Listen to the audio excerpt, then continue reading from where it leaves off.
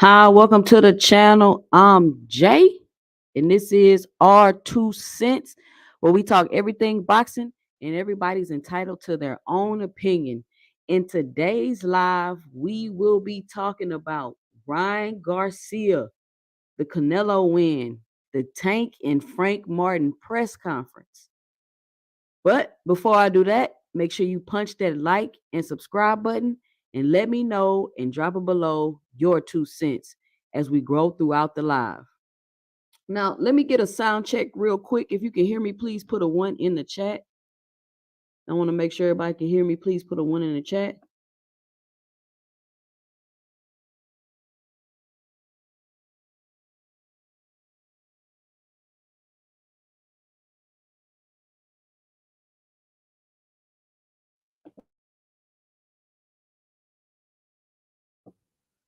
All right, all right. How is everybody doing on this fine Sunday afternoon? I'm not sure where y'all are at, but it's definitely storming and raining where I'm at.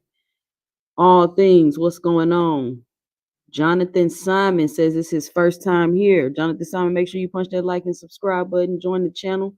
Make sure you drop your 2 cents below in the comments as we go throughout the live. Yeah, realistic Washington fan, what's going on? Smooth Criminal in the building, what's up? Robert Fulton, what's going on? Big Supreme say Haney got cooked. Iceman, Ryan said Devin looked like the from That's So Raven. Look like the word from That's So Raven. Oh, the cook, the dad. Hey, for real though, he did kind of look like him though. Y'all can't lie, he did kind of look like him. Yeah. Make sure y'all punch that like and subscribe button. So, what is going on, man? Listen, I've been so busy all week. I haven't had no opportunity to drop any videos on all of this drama that's been going on in boxing. Right now, if you were here with me last week, y'all remember that I had let me see if I can find it. Y'all remember last week that this was my thumbnail, right? Ryan Garcia cheated fair and square. Y'all remember that from last week? Well, allegedly, this was about the weight. So allegedly, that did not age too well because just a week later, Ryan Garcia has been accused of popping dirty for quote unquote PEDs. So this week, I got and still bullshitting and capping. Now, y'all know I'm a quote unquote Ryan Garcia fan. But if you go back through my channel, I literally have a series of videos with Ryan Garcia, and they're all titled and all the way back from a year ago before he even fought Tank, bullshitting and capping. Ryan Garcia stays bullshitting and capping. That's what he does. I don't expect anything less from Ryan Garcia. Now, I will say he never gave me drug cheat. I never seen Ryan Garcia as the type to take PEDs. Now, before I get into that and my 2 cents about that, let me say this. For some reason, there's this thing that if you say anything besides Ryan Garcia for sure cheated and he's a drug cheat, you're defending him. And why is that? Andre Noble, what is going on? We got Andre Noble in the building, y'all. Why is that? Why is that if I question anything, if I point out anything that's kind of weird or suspicious to me, why am I defending Ryan Garcia? I'm not defending Ryan Garcia. I'm just comparing this situations to other situations like this that have happened in the past, and I'm speculating and asking questions, and I can do that. So if you got a problem with that, you just got a problem with that. I mean, it's just like automatically if you don't say, "Oh, he absolutely did it. He a drug cheat. If he never would have took PEDs, he never would have been dead." If you say anything besides that, you're defending Ryan Garcia. No, I'm not defending Ryan Garcia. Hold on, y'all. I got to get my charger. Hold on.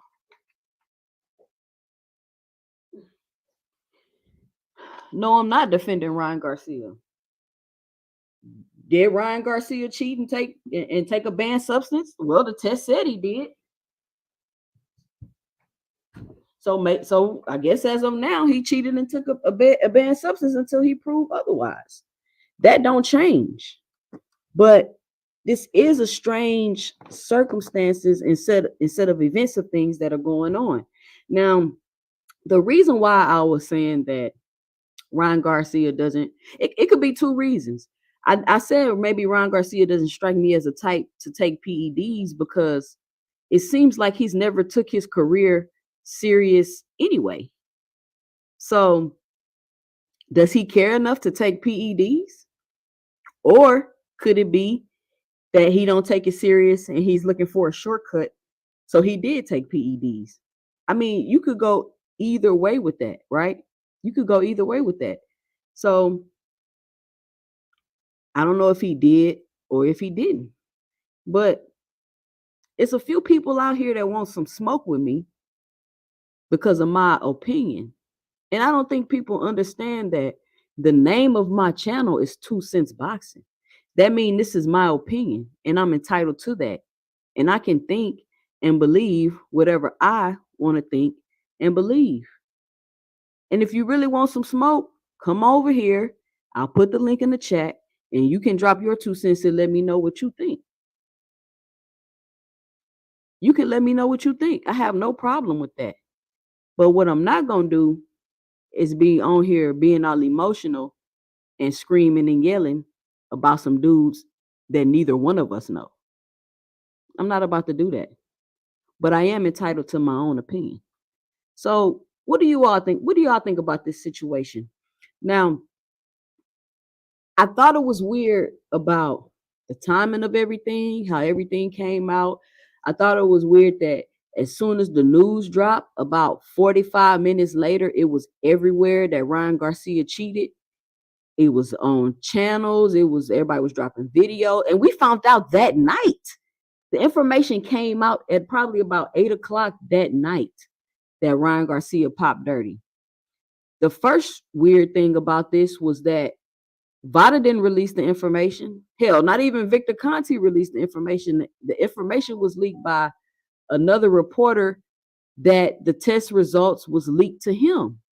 So is anybody going to be held responsible for sending people test results out? Can they do that? Like, is that a thing?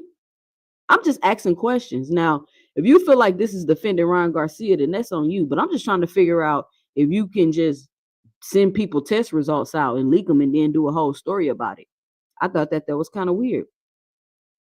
And then before you know it, the whole boxing news cycle was about Ryan Garcia testing for PEDs, Ryan Garcia PEDs. And then boom, the next day, you got Devin Haney on ESPN doing the interview. And then a little bit after that, you see Bill Haney posted up in a tuxedo about to go on Vlad TV. Now, what I understand is that those interviews had to have been scheduled ahead of time, right? Maybe they called and was like, we're going to move some stuff around and hurry up and get you on here, but I doubt it. And I said this on a panel that I was on before, and somebody, quote unquote, tried to cook me, but you rarely see people doing interviews after they lose. You rarely see people doing press tours after they lose, especially in that type of fashion. So to me, my 2 cents, I felt like that was a little weird. I felt like that was a little weird. I just felt like the whole situation from the start of this fight, from when Ryan pulled out and said that he was going to go fight Rolly instead, was weird. And let me make a point about that. It seems like this whole I'm negotiating the fight and we're negotiating the fight and I'm gonna fight with you and then I pull out and then I come back. It seems like those type of things don't end up too well. Fighters might want to stop doing that. And also just being out here in the public saying, "Oh, I'm fighting for money now. I just want the money. I just want the this. I just want the that." I don't think fighters should say that either, because I'm starting to feel like it makes you a target and it makes you seem desperate, right? Because Devin Haney agreed to Ryan Garcia coming in with the 3 pound weight, right? He sat at the press conference and said, "Oh, you're not even gonna make weight. You're not even gonna make weight." Now, what people don't realize is that Ryan Garcia not making weight could have worked out in his favor. It could have worked out in his favor. Well, 2 cents, how could it have worked out in his favor? Because he couldn't make the weight, which means he probably was already drained as much as he could be drained, and that could have meant he was gonna be even weaker in the fight. They didn't know that he intentionally did it, quote unquote, intentionally did it on purpose. They wasn't aware of that at the time. They renegotiated the contract. They took the extra money because that was their focus and they let it be known, and they got played. They got played. These boxers need to stop saying what their intentions are out in the public like that. And that's just my 2 cents. Like, if you're going to be like, "Oh, I'm focused on the money, I'm fighting for the money," then just let it be. Don't be out here running around saying that and then make it seem like, "Oh, I'm only fighting Ryan Garcia for the money. He a C-level fighter. I'm just fighting him for the money and this and that," because you see what happened. You got played. Smooth Criminal say if he was going to cheat, I would expect it to have been against Tank. Me personally, let me know, Chad, what y'all think. Do y'all think that Ryan Garcia needed to cheat against Devin Haney? I personally don't think he needed to cheat against Devin Haney. And it's really not fair.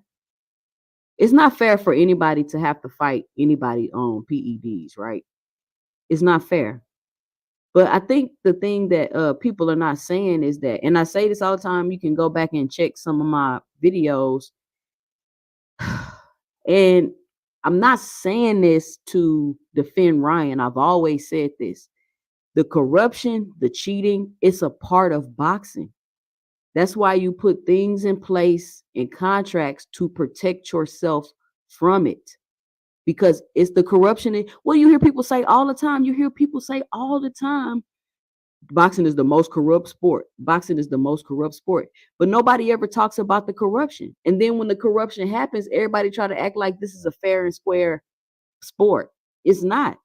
You have to protect yourself from the corruption. You have to protect yourself from the cheating. And it seems like Bill and Devin got blinded by the money and they overlooked a lot of things. They overlooked a lot of things. Big Supreme say, I hate they making it about race. Listen, I don't play the whole, oh, you black and this and that, you black. Like, guys, we gotta stop that, man. We gotta stop that. Anybody that criticizes Haney all of a sudden is a sellout. I mean, hey, listen, Big Supreme, these people entitled to their own opinion. If they think I'm a sellout or you a sellout or whoever a sellout, then cool. Like, that's on them. Mr. Moss in the building. What's going on, Mr. Moss? Big Supreme say, how Dan Raphael got that? Right. So somebody leaked the Vada letter to Dan Raphael and he decided to put it in the news. And then after that, it just blew up from there. And it's not even just so weird that Bill and Devin are doing these interviews, even though I do think it's kind of weird that they going on a press tour. But it's just weird that they already like, oh, for sure he cheated, tested positive for PEDs when they haven't even finished their complete investigation yet. But like I said, it doesn't matter. It doesn't matter what happened. Ryan Garcia is a cheater. He's a cheater. Period. And Devin Haney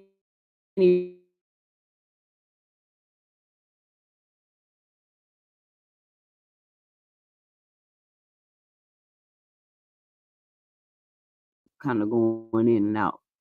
Put a one in the chat if y'all can hear me clearly and I'm not breaking up or fading out. Yeah, Iceman, that's kind of strange, right? That Devin Haney's brother said, I don't know, maybe he'll get a positive test. So do y'all think that the PEDs, I mean, it's kind of hard to say, I guess if we want to say Ron Garcia had an unfair advantage because he came in to 3 pounds overweight, which Devin Haney agreed to. And that was my point last week is that if Ryan Garcia cheated, then you agreed to the cheating. What up, D-Town Funk? Hey, listen, D-Town Funk. The Jerry dude, I'm gonna let him have it whenever I can get up there with him. Cause he be tripping. And he ever since I started calling into that show, he been on my head every week. Every time I go up there, he come up there on my head. So he definitely can get this smoke. He definitely can get this smoke. He don't know me very well. But anyway, so or he can come over here and get this smoke. Whatever he want to do, however he want it, we can do this. But yeah. And Devin Haney, brother. Oh, you already read that. Freak with Flower in the building. What's going on? Say Allah should have messaged Haney about that left hook. Y'all silly. I think somebody said, who was this? I can't remember who said this. Somebody said Allah walked Devin Haney right into an ass whooping. But listen, nobody condones cheating, right? This is like corruption is a part of boxing. You have to put things in place to protect yourself from the corruption. You have to be very, very, very alert and aware of the corruption. You hear people say all the time boxing is the most corrupt sport.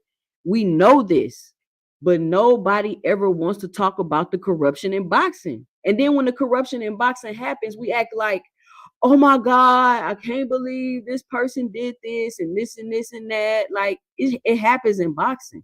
Is it fair? No. Is it fair that Ron Garcia took PEDs and came in overweight? Like I said, the overweight thing, it was agreed upon. It was agreed upon and they were heavily compensated for it.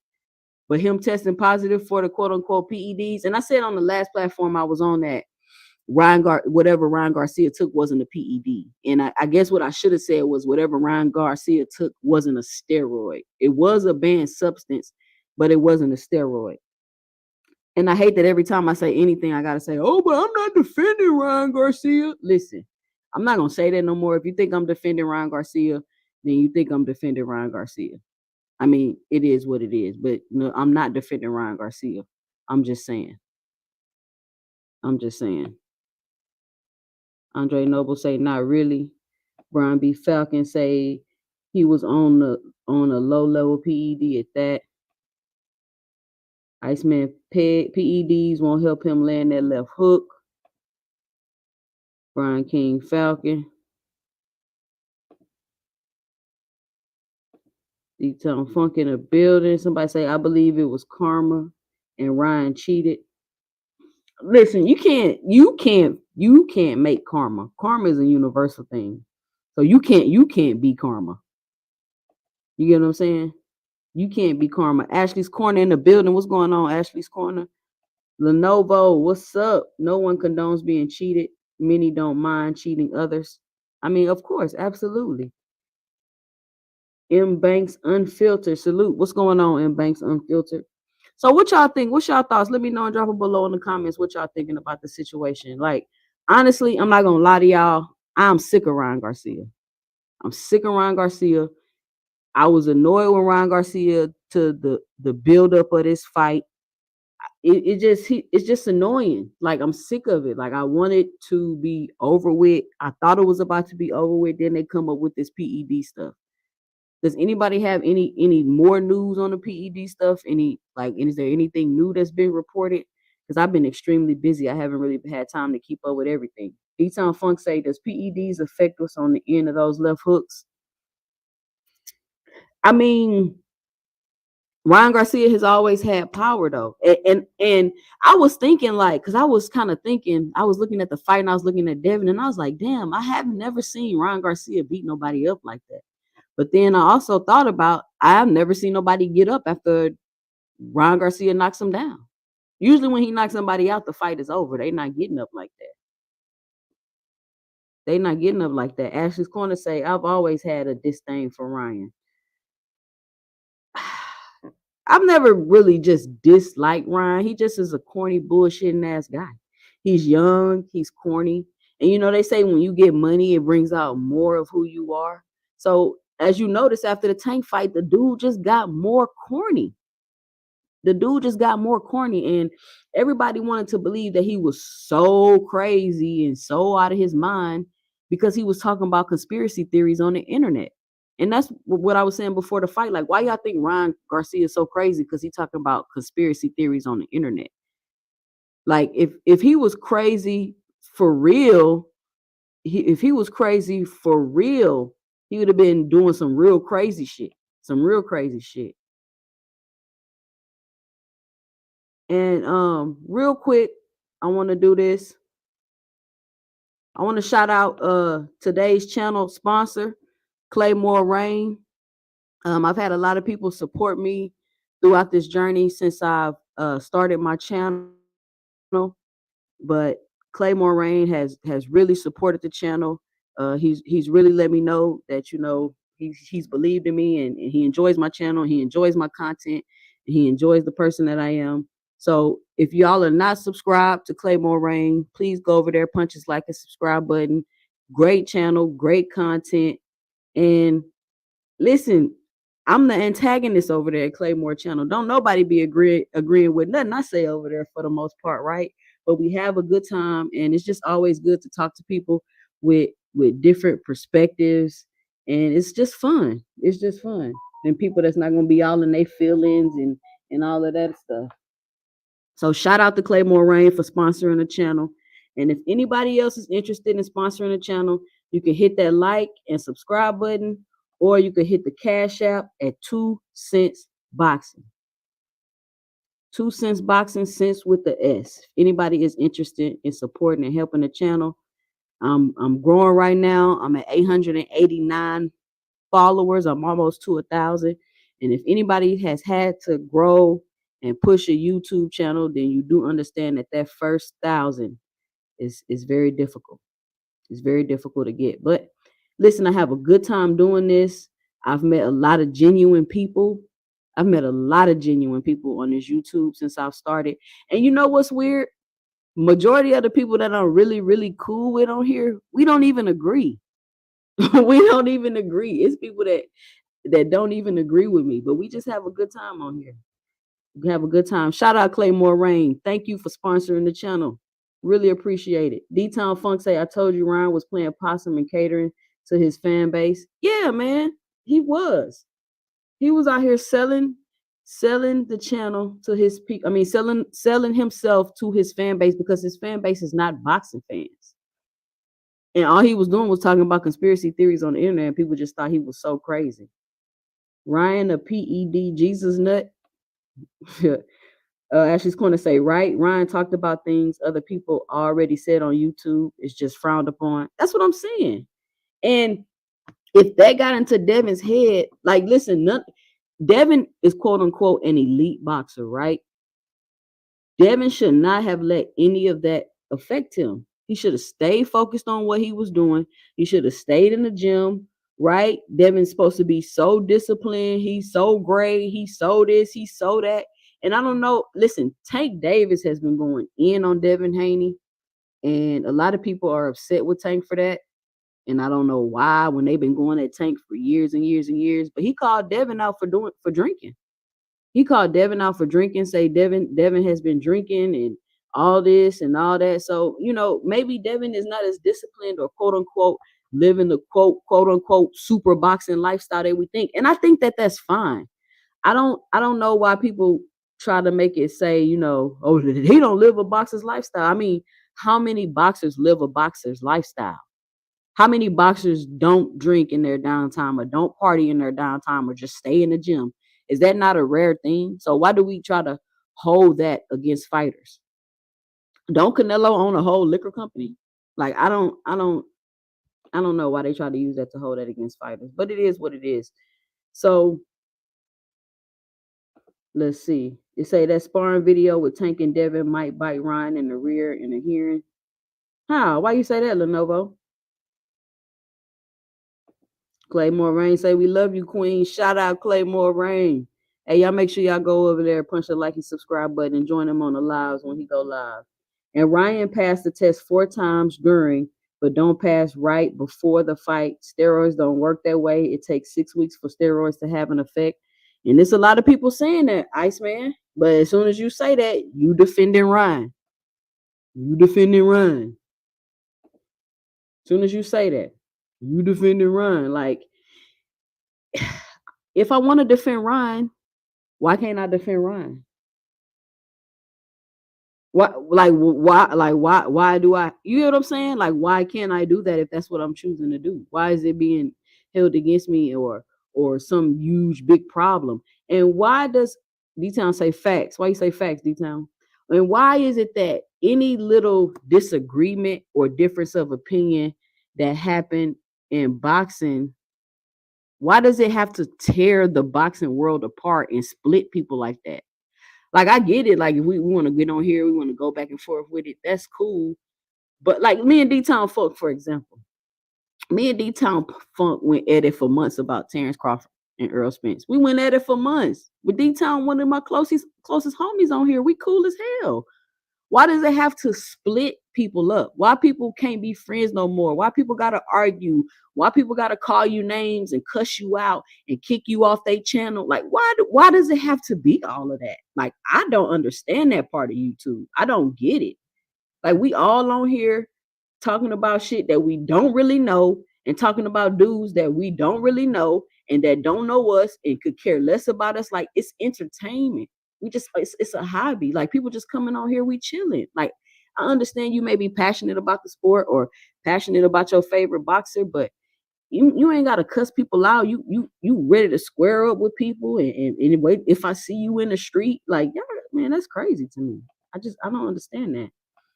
But that's me. I just don't get it. It's saying that it was a weight loss pill that Ryan took. Okay, Cornelia says it's a weight loss pill that Ryan took. Ryan didn't make the weight. I guess that would kind of make sense. That would kind of make sense. Or am I tripping? So Ryan was acting like Rain Man. Like, y'all, like Ryan, I really just want Ryan to sit his ass down somewhere. Like, he's everywhere. He's everywhere on everything. Like, take a break. And if you go back and look at my videos, even before this, I was saying that no matter who wins, especially Devin and Bill, they just need to chill and step back a little bit because I feel like they kind of oversaturating the market. You feel what I'm saying? Like, let us miss you. Let us not see you for a while. They oversaturating the market. Just chill. Just leave for a little bit. Let people be like, oh, where's Devin? Where's Bill? Like, let people ask. Let people want to know what's going on with you. Let people wonder. You get what I'm saying? Don't oversaturate the market where we just seeing you every day, every day, every day, every day, every day. No, people don't want that. Like, have a little mystery about yourself. Just relax. And part of the issue, and just to give my 2 cents, my whole biggest issue with this whole Devin and Ryan thing is because I feel like people just were not honest. I feel like people just were not honest. If people would have said, this is going to be a step up fight for Devin, Ryan Garcia is not the best fighter in the world, but he does have a left hook. He does have power. He has been able to put people down with his left hook with that shot. He is working with Derrick James. He has improved his skills a bit. It's going to be a competitive fight for Devin. It's not necessarily a 50-50 fight, but Ryan Garcia does have a shot at winning this fight, right? This is the first time where Devin won't have the reach advantage or the height advantage. But nobody wanted to talk like that. Nobody was saying that. Oh, Ryan gonna wash. Devin gonna wash Ryan. Devin gonna do Ryan like he did Regis. And I kept saying, why do people think that? Why do y'all think that Devin is going to go in there and just have such an easy fight like he did with Regis? And I kept saying, Ryan Garcia, he grew up with these guys in the amateurs. He fought with these guys in the amateurs. Ryan Garcia is a real fighter. He's been fighting all his life since a little kid. No, he's not on the same level with these guys. No, he's not an elite fighter, but he's good enough to compete with the elite fighters. And he has skills and attributes that he could actually have a shot against elite fighters. Will Ryan beat them all? No, I never said that. I never thought that. But if people were more honest about this fight, we wouldn't, the devastation wouldn't be like this. The devastation wouldn't be like this. And now it want to make it seem like since he tested positive for PEDs, that's the only single reason why he won.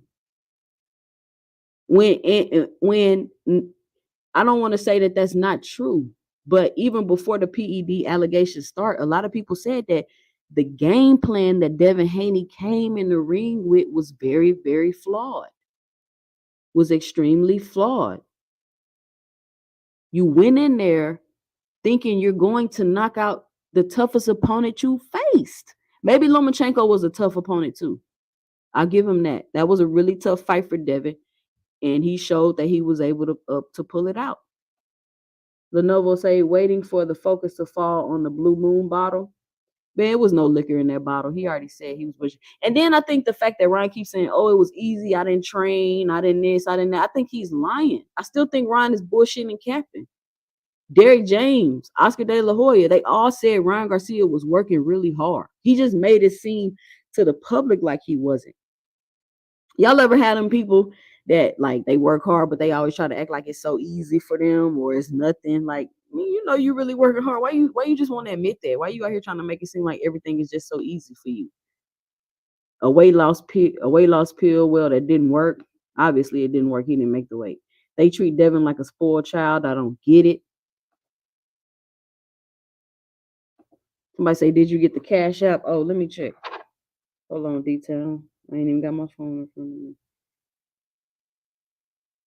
Shout out D-Town for the $20 holla in the Cash App. Appreciate that, D-Town. Appreciate it. Ashley say Corona, Hennessy, Bud Light are all boxing sponsors.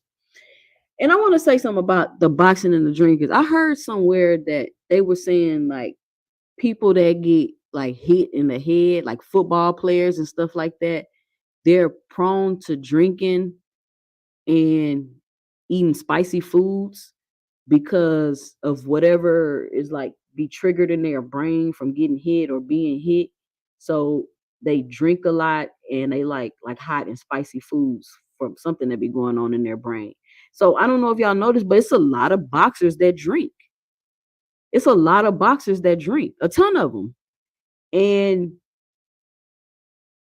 a lot of people like to try to hold it against these boxers because they drink, but it's so many boxers that drink. I mean, it is what it is. Ramon Seafood, what's going on? Hey, y'all be sure to punch that like and subscribe button and make sure you let me know and drop it below as we go through the chat. Let me run my commercial for y'all real quick. And you feeling like you can't go backwards, you got to step up the competition, and then at the same time feeling like you need 10, 15, $20 million. Nobody wants to fight Crawford, though. In a rough spot. Everybody's afraid to fight Crawford. Maybe So I said facts because we don't agree all the time. Absolutely. Absolutely. I don't think I'm really cool with anybody on YouTube that I disagree with all the time. I was never in search for that because what type of conversation are we gonna have if we agree all the time? Even me and Ross didn't agree all the time. Oh, speaking of Ross, I was supposed to hit him up to let him know that I'm on live so he can hop up here. Hold on, y'all. Let me hit him up real quick.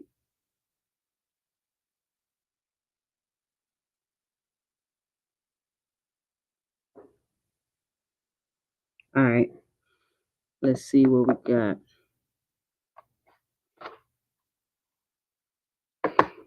Big Supreme, okay.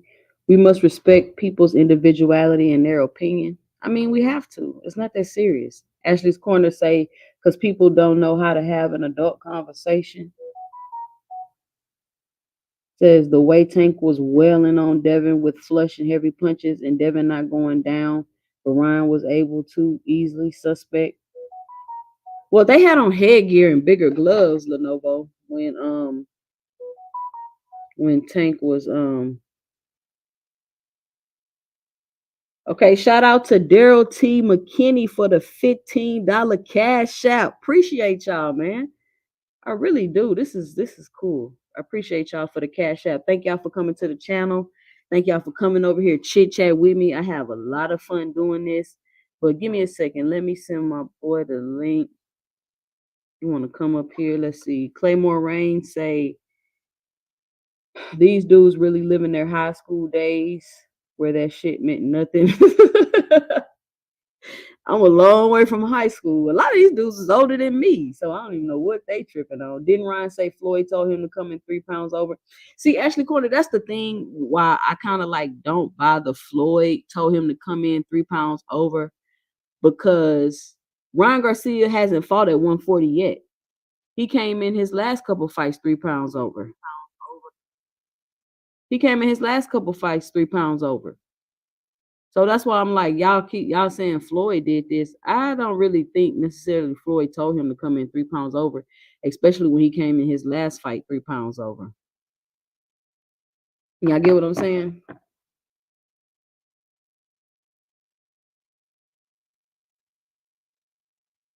Says let Bill and Dev ride off in the sunset. Cool JC in the building. What's going on, Cool JC?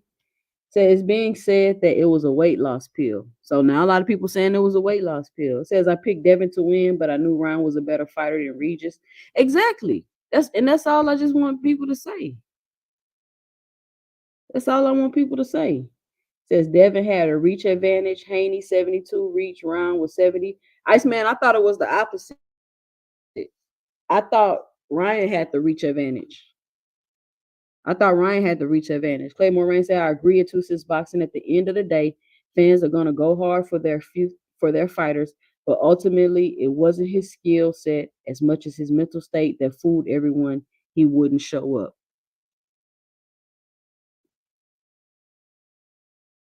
Iceman say speed and height negated that. Now let me ask y'all a question, all for all of my conspiracy theorists out there. This has nothing to do with defending Ryan. The fact that Ryan Garcia was able to fool Vegas, how do y'all think that went? How do y'all think that they feel about that? That he was able to trick them like that? He even fooled the house. Ryan beat the house on purpose, though. It wasn't a. He said he did all of this on purpose. He outsmarted them. And that's what I'm saying about saying all of your intentions and your plans out loud. Some of these boxers just need to be quiet. Just shh, right? Just don't say nothing. Stop putting out all of your intentions. Clay Moraine saying hindsight says different. Absolutely. Big Supreme. Guys go down and sparring all the time with headgear on and 16-ounce gloves. guys do get hurt. You're right. They do get hurt. They do get hurt. So let me ask y'all this, because this is another thing I'm hearing. Do y'all think that Devin can still beat Tank in a fight? Or I'm hearing Tank saying that fight's still gonna happen. So what do y'all think about that? Do y'all think that Devin and Tank still should fight? Do y'all think that there would be like great interest in that fight or no? They said Ryan never missed any training with Derrick James.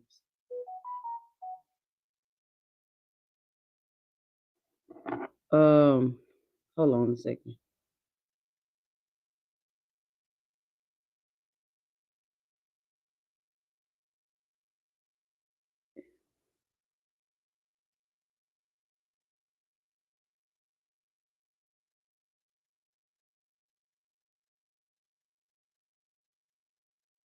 They said Ryan never missed any training with Derrick James.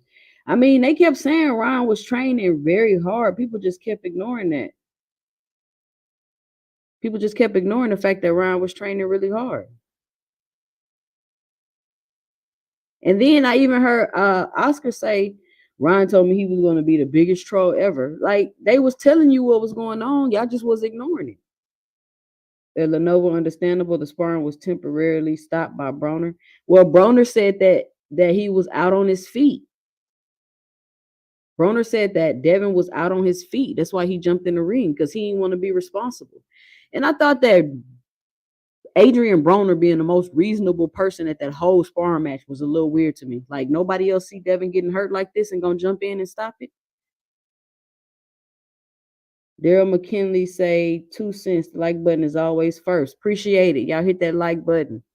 Got 25 people watching, got 22 likes. Let's get the likes up. Says peace and blessings, 2 cents. What's up, Samuel Washington? How's it going?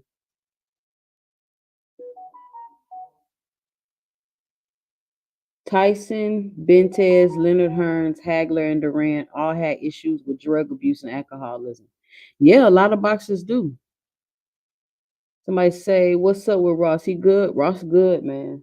Ross is good. Ross is good. Antonio Tarver was addicted to crack cocaine. I mean, a lot of these boxers have issues with, I mean, to just volunteer to be a boxer, you're probably not really all there anyway. Says they drinking and it's their right to do it, but it doesn't change the adverse reaction it has on their body. Drinking, smoking, etc. is conducive to optimizing being an athlete.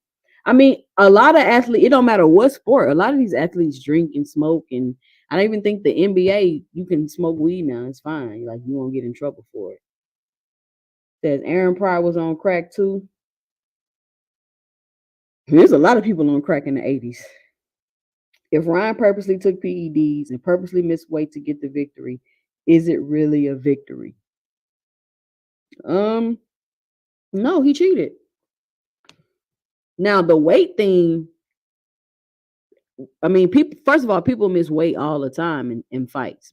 I mean, I guess people have an issue with the intentionality of it, which is cool, but then it was agreed to. So we got to take that weight thing out of it. It was agreed to. Now the PED allegations, I mean, which now people saying it wasn't even a steroid or nothing like that. He was taking stuff to lose weight. So if it comes out that he wasn't taking steroids, he was taking something to try to lose weight, does that change people's opinion about this? Like, y'all let me know, drop below. If they come out and say, oh, well, what he was taking was really to lose weight, would that change it? Because if he was taking a substance to lose weight and then he missed the weight, then that would show that he didn't miss the weight intentionally. Or am I tripping? Or am I tripping? This whole situation is crazy though. Like, I just really wanted to. I'm sick of Devin Haney. I'm sick of Ryan Garcia. Like, I just want this whole situation to be over with. Some people are saying that they want to see a rematch. So let me know and drop it below. Do y'all want to see a rematch? Some people saying that they want to see a rematch. So I mean, I don't know. Do y'all want to see a rematch after a fight like that? Some people say the fight could have been a draw. Some people say Devin Haney was still competitive in the fight. Some people say Devin Haney would have won if you take away the knockdowns. What do y'all think? Do y'all want to see a rematch? Says Ryan went against the powers that be. Somebody say Oscar was in addicted to. Speaking of Oscar, man, hold on, y'all. Speaking of Oscar, bro, let me see if I can find this because I think Oscar has taken a page out of Ryan Garcia's book and started trolling. Let me see if I can find this. Let me see if he got it on here. I'm sick of Oscar De La Hoya too. Not a lot of y'all. Delusional De La Hoya. He at the Hold on, y'all. Let me show y'all this. I call him Delusional De La Hoya.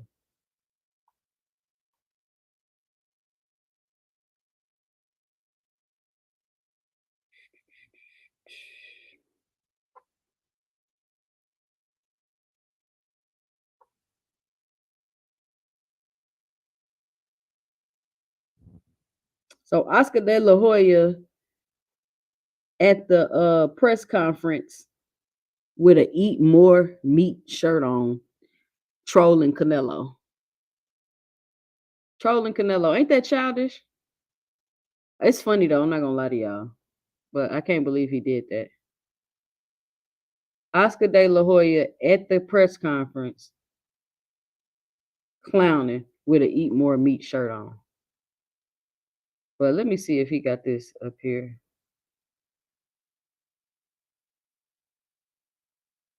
Nah, he don't have it up here. I gotta find it. When I find it, I'm gonna play it for y'all. But yeah, I think Oscar De La Hoya funny for that. But we all know he said it in the press conference. He went to rehab several times. Several times. Like, damn, Oscar, how many times you need to go to rehab, bro? Ashley Corner say, hell no, he could never. Who could never, Ashley? Says if Vegas didn't benefit overall, then Vegas gonna want their money back. Ryan could get suicided. You think so? But I mean, if you think about it, everybody had their money on Devin. So Vegas won. Everybody had bet their money on Devin. I'm just saying he tricked them as far as the odds go and bet on himself and won. But I seen people betting 50 stacks on Devin. They bet 50 stacks that Devin was gonna win. I'm like, golly, why are y'all betting 50 stacks? Okay. Somebody say, hell no, he can't see Tank. But I mean, but Brian, some people believe that Devin and Tank is still a competitive fight. Is that another mistake? See, if you believe that Devin or let's say this is the rationale and the thinking and the logic, right? If you believe that Devin and Tank is still a competitive fight because the only reason that Ryan won was because he took PEDs, is that a logical rationale to have? Is that a logical rationale to have? Drugs and alcohol is hand in hand in boxing? Absolutely. The Melvin Air podcast, salute. Ashley's Corner say yes, they should still fight Queen. Cool. Tank said he's still open to fight. He's not worried about that. Says never thought Dev could beat Tank. Clay Moraine says styles make fights. Of course, Devin can. I do think it lowers the probability though until he proves different. But I'm okay, Claymore. Let's take that thought. Let's into consideration. Styles make fights. So with the flaws that got exposed with Ryan Garcia, you don't think that that's a bad style matchup for Devin with everything that was exposed, or was that just a bad fight for Devin because Ryan was on PEDs? Says they should still fight. People want to see it. I mean, they could still fight. Says the difference between boxing and other sports, if you get concussed, you still have to fight regardless, not substituting. Yeah, and man, I've hit my head really, really hard before, and you can't. And for like weeks, I was just. I mean, it's like you could still function, but it's like you just like a step behind, like you a little slower, like it's hard to explain, but it's just not all together.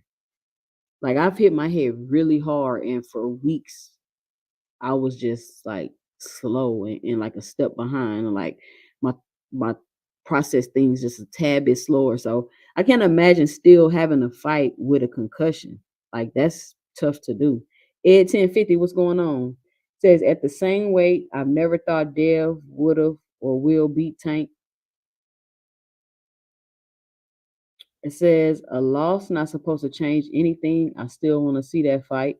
And you're right, Jonathan Simon. We have to stop making it seem like once a fighter takes a loss that they should retire. It's not like every time a fighter take a loss, all you hear is they should retire. They should retire. They shouldn't fight no more. They ain't gonna be able to fight no more.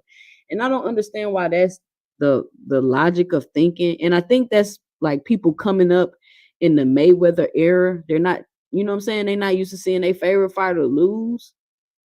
And also in the era where so many people are being so strategic in order to keep their O, that when somebody loses, they just think it's automatically over for them and you just need to retire and you can't fight no more. I think that's flawed thinking. I don't think it should be like that. Like you take a loss and you keep fighting. And I feel like now that we have, more fight cards being able to be put on, uh apparently because of the Saudis is more money available for fights to be put on. People will be fighting more often, and therefore taking a loss won't sit so heavy on you because you'll be able to get back in the ring quicker. That's what I think. And let me say this real quick now that I mentioned the Saudis. It's a lot of people that are very excited. They're glad that the Saudis are involved in boxing, and they feel like now the big fights will be able to be made because the money is there. And that's cool. And that's cool. But what I want people to put in their mind is that some of these fights, they were saying it was because of the money that they weren't happening, but they really just didn't want that smoke. So I feel like a lot of these fighters are about to be exposed because the money gonna be there. Ain't gonna be nothing but space and opportunity, and the money will be there. Now, I feel like when that happens, you can legitimately start saying people are ducking. Because to me, a duck is when everything is there and available and you still don't take the fight. To me, that's a duck. If somebody tell Canelo Alvarez, okay, cool, I'll give you 200 million to fight, and he don't, that's a duck. Because what other excuse do you have? So we're gonna see, and you're gonna see if some of your favorite fighters are really like that. Because quote unquote Saudi gonna give you whatever you ask for. They got this unlimited pot of money that they went and took from the end of the rainbow, and they gonna be able to pay these fighters whatever they want them to, whatever they want. So if these fights still don't happen, it's because these fighters never really wanted the smoke and they were hiding behind the money. That's just my 2 cents. And speaking of, did y'all hear that the Better Biv and Bivol fight got canceled because I believe Better Biv tore his meniscus? And I don't know like how long they've been trying to put on this fight. I think maybe the last 2 years. I just want them to fight or not fight or whatever they gonna do. I'm tired of, oh, they about to fight and then something happen, they don't fight. Oh, they about to fight and then something happen. Same thing with Usyk and Fury. Same thing with Usyk and Fury. And people wonder why they wasn't putting up, they didn't want to put that fight on in America, or no promoters was picking up that fight to put it on in America. This is why. Like, when are y'all gonna fight? Like, what is the like what's the problem? What's the holdup? But just like I was saying, it's a lot of fighters about to be exposed out here because either they want the smoke or they don't. The money is there. The Melvin Air podcast say Devin Chin was on fentanyl. Hell no. Says nope, Thomas Hearn was never did drugs, not even a beer. And I know that for a fact. Says if Ryan last negative test was 4-3, then the actual test was 2 weeks prior, and he had from about 317 to 420 to potentially cheat. Dang, a whole month. And ostrozine helps cut weight. Okay, so first of all, a month, that's, I mean, if you're taking a PED for a month, that's not really, I don't think that's really going to have an effect like that. And if he's taking ostrozine to cut weight, how did he miss the weight on purpose? If he missed the weight on purpose, why is he taking anything to cut weight? So was he trying to make the weight or was he not trying to make the weight? Did he not make the weight and was just like, yeah, but yeah, I did it intentionally? Like, what is it? Like, what's the truth? Like, Ryan Garcia is just a capping ass dude, and he's annoying, man. Right? He's really annoying. D-Town Funk say it won't change my opinion. They are professional. His whole team is filled with Hall of Fames and top tier coaches. They should know these things. Who you talking about, D-Town? Cool JC say, but it will not change the fact that it was an illegal substance. If he can prove he didn't take it, no, it won't change the fact that it's a banned substance.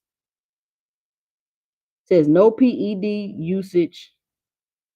No PED usage is PED usage. As an athlete, you're responsible for what goes in your body. If it enhances your performance, and more importantly, if it's on the ban list, you're accountable. Absolutely, I agree. I see you, Claymore. Give me a second. Let me get through these comments real quick. It says ostrozine has to be built up in the system, and it ain't proven that it even works. Good point. Good point. Well, you defending Ryan. You defending Ryan. It says if he was trying to lose weight and just couldn't, they're still gonna say he cheated because it's Devin. Well, I mean, he kind of put that jacket on himself when he out here acting like he doing everything on purpose. He definitely put that jacket out here for, oh yeah, I missed weight on purpose. When Ryan, you didn't even make weight your last fight. But we got Claymore Rain in the field. Salute, salute, salute. You hear me? Yeah, what's You hear up, me? Clay? What's going on? I'm chilling, chilling, chilling. Salute to the channel. Salute everybody in the panel. What up, 2 Cent? No, I think it's an What's interesting up? conversation. I wanted to tap in a little bit on the Ryan Garcia situation. You know what I mean? All right, go ahead and drop your 2 cents. What you got? Well, look. At the end of the day, everybody we're gonna have our personal opinions. People are gonna say, the way Ryan, the PEDs didn't help Ryan in one way or another, or however they look at it. I heard people talk about, the PEDs was going to make Devin Haney pick up his right hand, and that's all fun and well. I mean, I think at the end of the day, nobody's trying to take away. Well, I know I'm not trying to take. I've learned to speak for myself in these YouTube streets. I'm not trying to take away any of the mistakes that Devin made, without a doubt. Whatever Ryan eats doesn't make Devin shit. So we can't hold Ryan's PD usage to Devin Haney's performance. We can't hold him accountable for Devin Haney's performance. We can only hold Ryan's PD usage to his performance, right? So if he's taking performance enhancing drugs, then he might be punching a little harder, moving a little faster. Maybe he's a little bit more confident, and maybe there's a bunch of other things that might fall in line that my point is a doctor and an expert is going to know that we don't know. The rules are there for a reason. If Ryan Garcia put PEDs into his body, he's held accountable for it. Does it mean Devin Haney would have won or lost that night? We don't know what would have happened that night. We know Ryan Garcia still has a left hook. He can stop Devin Haney. But if we don't draw a line in the sand, right, as fans for the boxing space, and show how much we disapprove of PED usage in this game, then it's going to open up a Pandora's box ultimately. If Ryan Garcia can move forward, still get all the accolades of something he did, even though he did something illegal. Now, you compound that with the fact that he didn't make weight, you know what I mean? There's always going to be an argument there. If you're a Devin Haney fan, there'll be an argument there as to how Devin Haney was hurt and didn't get a fair chance. You know what I'm saying? So we don't need to argue about the intangibles. We can just argue about the facts. We can agree, should I say, on the facts. If Ryan Garcia did indeed go ahead and use these performance enhancing drugs, then that means his performance and any part of his performance can be argued was affected by the drugs he took. So it's illegal, and it is what it is. Devin Haney still has to fix the holes that we all saw in his game that evening. And Devin Haney hasn't shown any, he hasn't argued to say, man, no, he agrees, like, I was not me. I was messed up. I had to relook and audit everything I did to get ready for this fight and fix that. But Ryan Garcia deserves the more of the focus on this PED conversation because he did some funky shit. If he did that, that's really messed up. You know what I mean? Yeah, I agree. I agree. But let me respond to something you said about the fans need to draw a line in the sand. Hmm. And I agree with that. I see where you coming from, but boxing needs to draw a line in the sand. Letting a well-known prolific cheater like Victor Conti, who's banned from every other sport worldwide, into boxing, lets you know how boxing as a sport really feels about cheating. And I say this all the time. Corruption is, you hear people say boxing is the most corrupt sport, but when it comes up, people want to act like they're surprised, or it needs to be out of boxing, or it don't never need to happen. No, no, no, no. It's a part of the sport. You need to make sure you have the things in place to protect yourself from it, because it's a part of the sport. I'm not victim blaming or defending anybody. I'm just saying that. And I've been, before this incident, you can go to my page. I have videos on it. I've been saying this. It's a part of the sport. So it doesn't matter how us as fans feel about the cheating. It matters how the sport of boxing feels about the cheating. And even Clay, check this out. Even them changing the rule from zero tolerance to, oh, we need to figure out the intent. That lets you know right there what they're doing. Now they need to know the intent on why you took the PED. So how, you know how subjective it is and how hard it is to prove that somebody took it intentionally? Right. I'm not too sure. I'm not too familiar with the whole rules on the intention. I mean, for me, there is a difference between taking it by accident and taking it on purpose. As far as that's concerned, I think it can be proven if it was by accident through obviously testing the supplements that you've taken and seeing that you wouldn't have been aware that the supplement was tainted, right? That could maybe line up with intention, intentionally doing it or not. I think there's a difference between accident and on purpose, though, right? But and as far as Victor Conti is concerned, look, man, he clearly has checked boxes. He's putting himself and all his fighters through rigorous testing through VADA. He's checking the boxes that the sanctioning bodies and that the boxing athletic commissions are okay with. So if he's following the rules, we can be uncomfortable with it, but that's what he's doing. But we can't compare that to actually breaking the rules. You know what I mean? No, no, Like I'm if not comparing it. I'm not oh, comparing it. I'm just making a point that even with the intention thing, it needs to be zero tolerance if you really want it out of here. Period. That's my 2 cents. That's what I think. Because it's just a slippery slope when you get to that. You get what I'm saying? mm-hmm. Yeah, I think it does need to be zero tolerance. I don't know if Victor Conti not being allowed to do whatever he does is necessarily representing zero tolerance. I mean, it does to a degree. I definitely understand what you mean by it. Like for future people who want to get involved, they understand that they're risking their whole entire career, that they'll never be allowed anywhere near a sport again. That is definitely drawing a line in the sand and sending a clear message.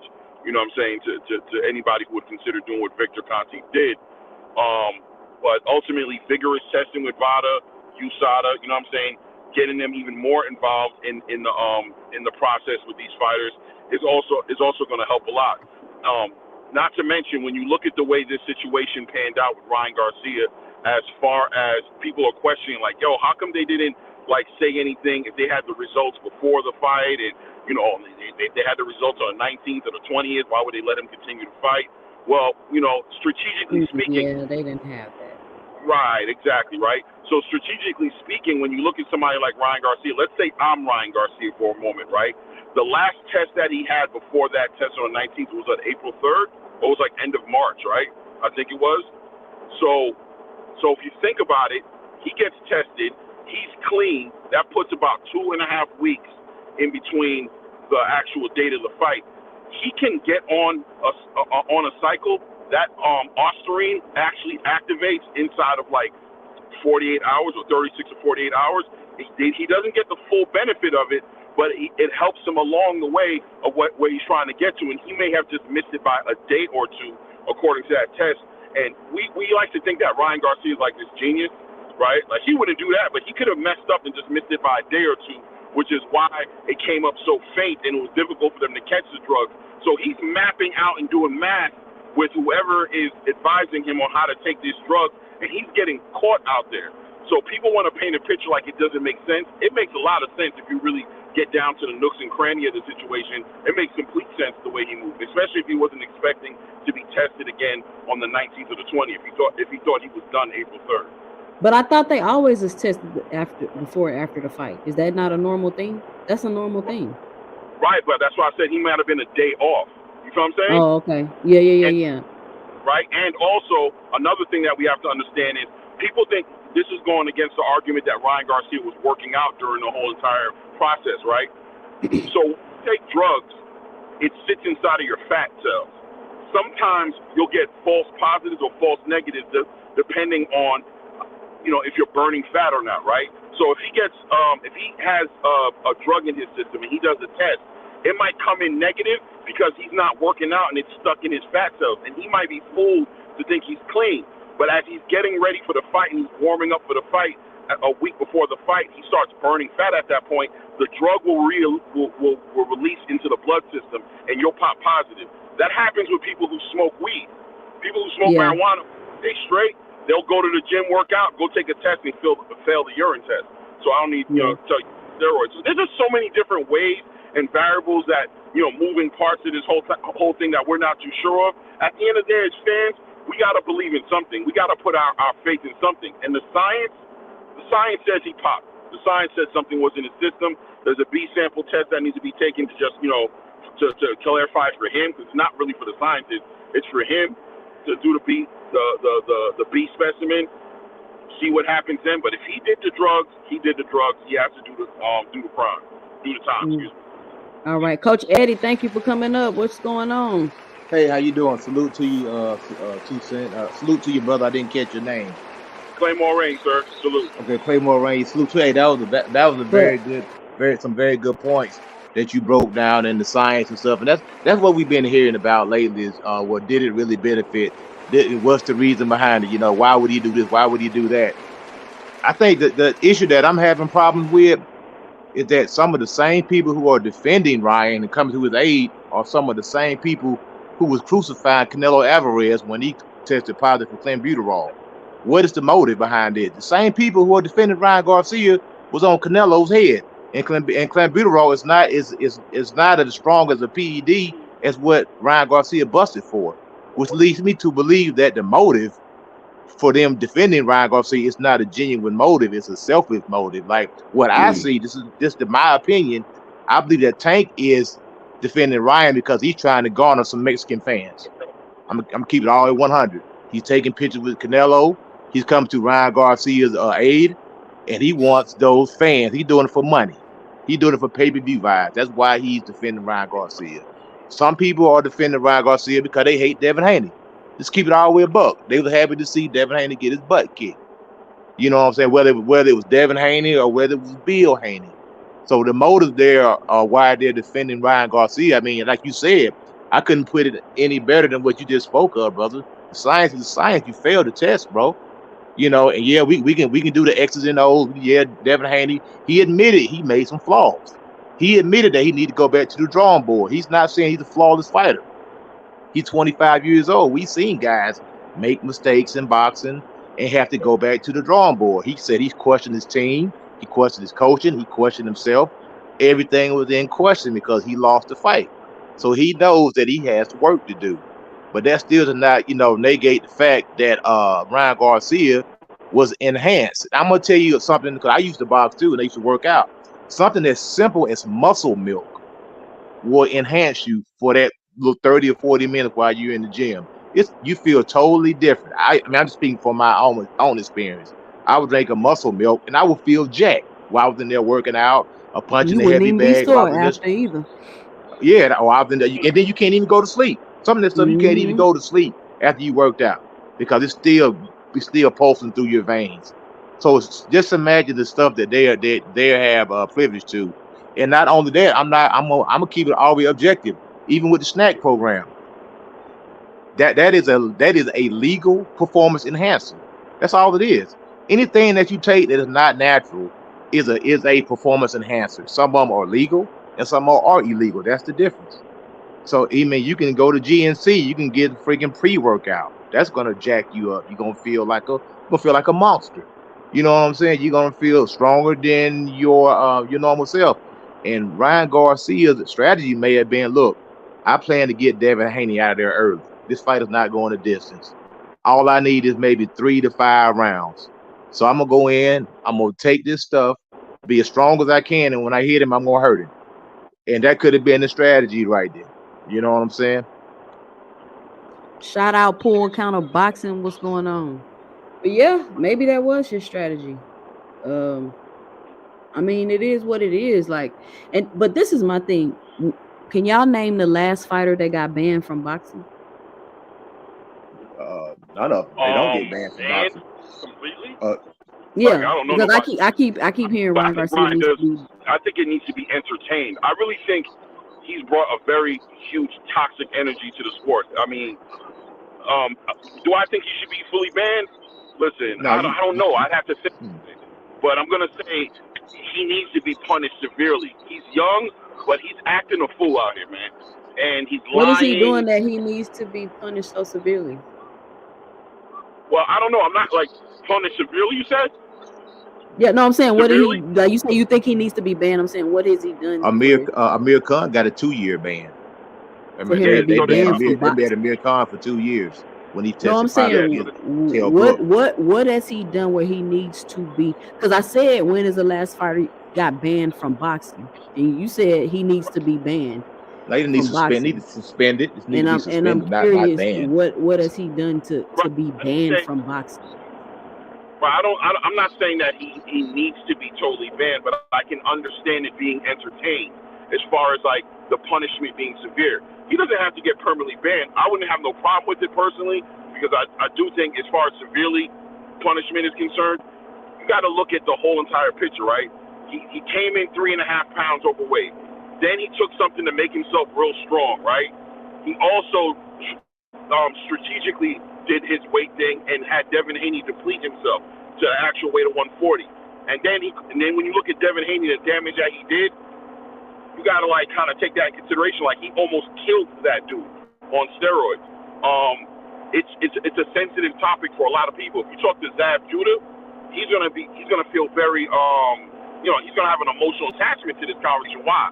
He almost died, right? Because somebody was using steroids and they had to open up his brain, open up his skull to let the pressure off his brain. He was in a coma for like 2 to 3 days. You know what I'm saying?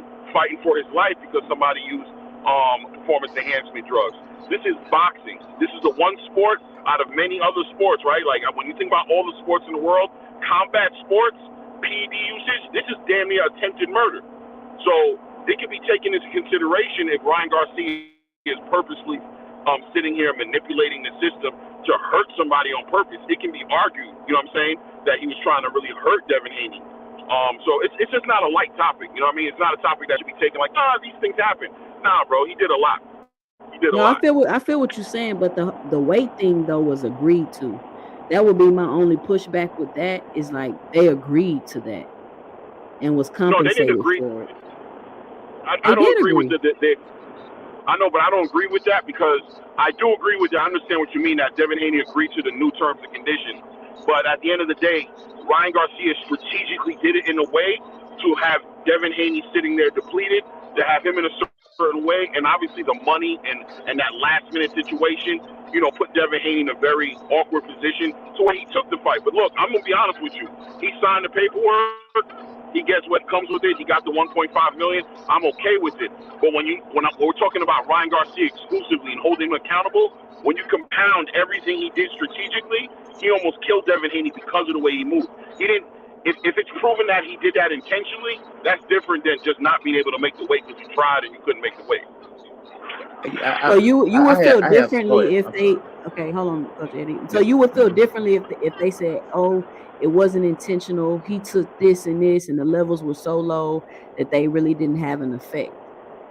Or are you just zero tolerance? He shouldn't have had it. Period. Type of person. Zero tolerance, zero tolerance. Because I don't know. I'm not. I drive a truck for a living.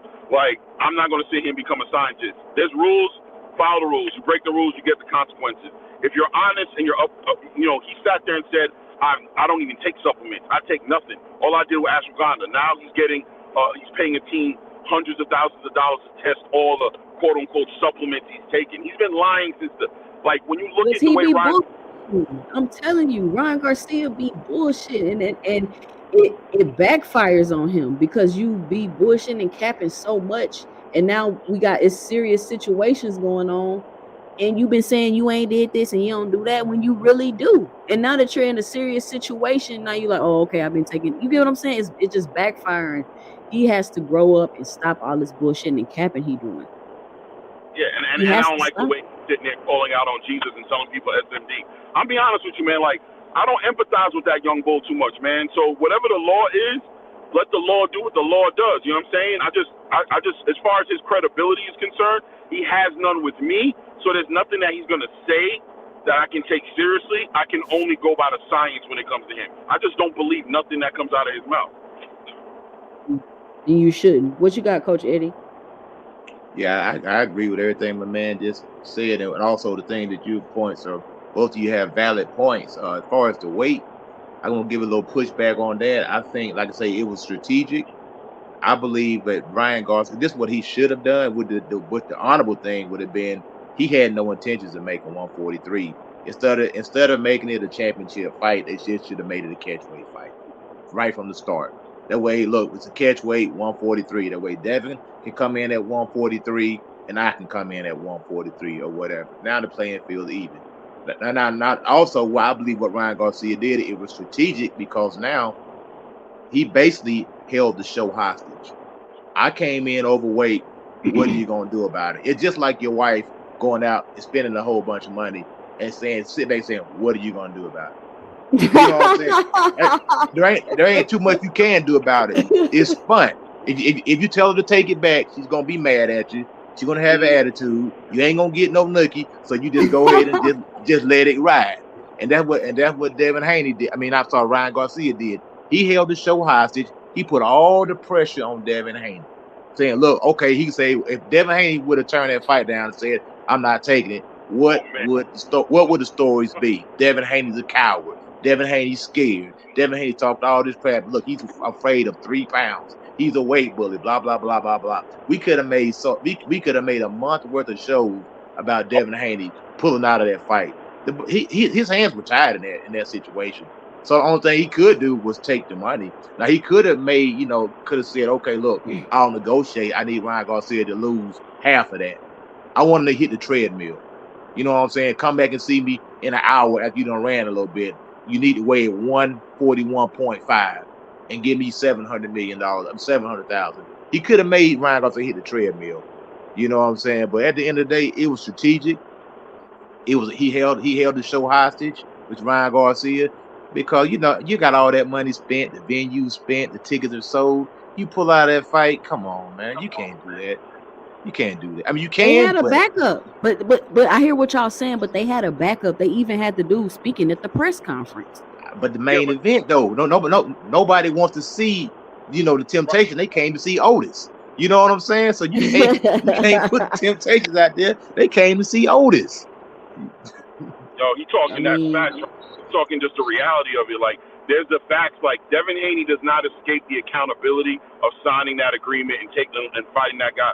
I'm telling you, when you came on my show that night, 2 cents when Devin Haney lost, I was like, yo, that boy got his ass whooped, man. He should have never yeah. done that. I did not make no excuses. You know what I'm saying? So as far as Devin Haney's culpability in this situation, we have to hold him accountable. But Ryan Garcia, speaking specifically about Ryan Garcia, and I'm gonna look. I don't want to get all like black, right?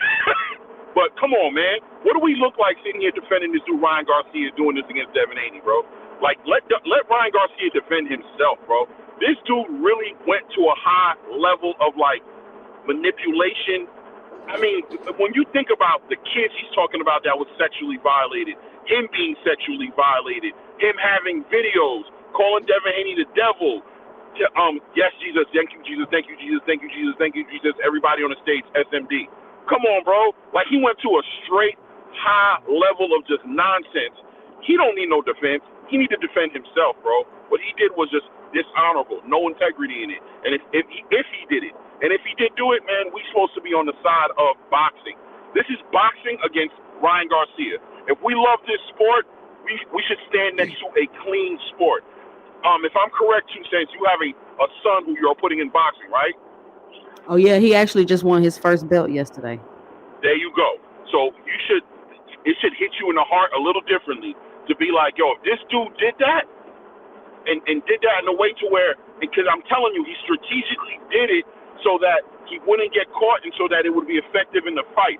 Thank God VADA does the kind of testing they do, right? And they caught him later, at least later, to highlight what he did.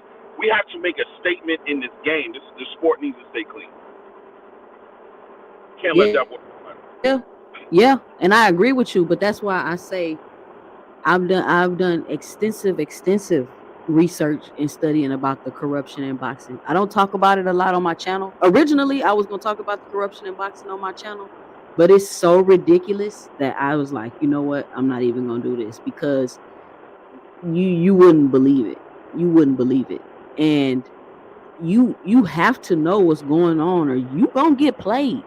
And it's so many people that's been played in boxing, and then when they get played and things happen, they don't even come out and speak on it because they don't want to look a type of way or whatever the case may be. And I think that people need to speak up more about what's going on and what's happening to them. Ryan Garcia deserves whatever punishment he has coming to him. If, you know, everything they say he did that shit, yes, everything needs to happen. But Clay, it goes both ways. The corruption in boxing goes both ways. And just because someone is questioning or speculating doesn't necessarily mean that they're defending Ryan Garcia. I'm not defending Ryan Garcia. And the truth is, no matter what information comes out, Ryan Garcia is a cheater. No matter what information came out, people think Canelo is a steroid cheat. No matter what information come out and they say Baumgartner is a steroid cheat. Once you got that Yep. jacket, once you pop dirty, you got that jacket. It don't really matter. Like forever, you will be a steroid cheat. Your whole career, your whole resume, everything now is in question. And the most ridiculous thing about this fight is that it didn't benefit either of the fighters. Devin Haney may be damaged beyond repair and can't perform like he used to, and Ryan Garcia's career has been ruined because now he's a steroid cheat. This whole fight, this whole everything has been one complete shit show.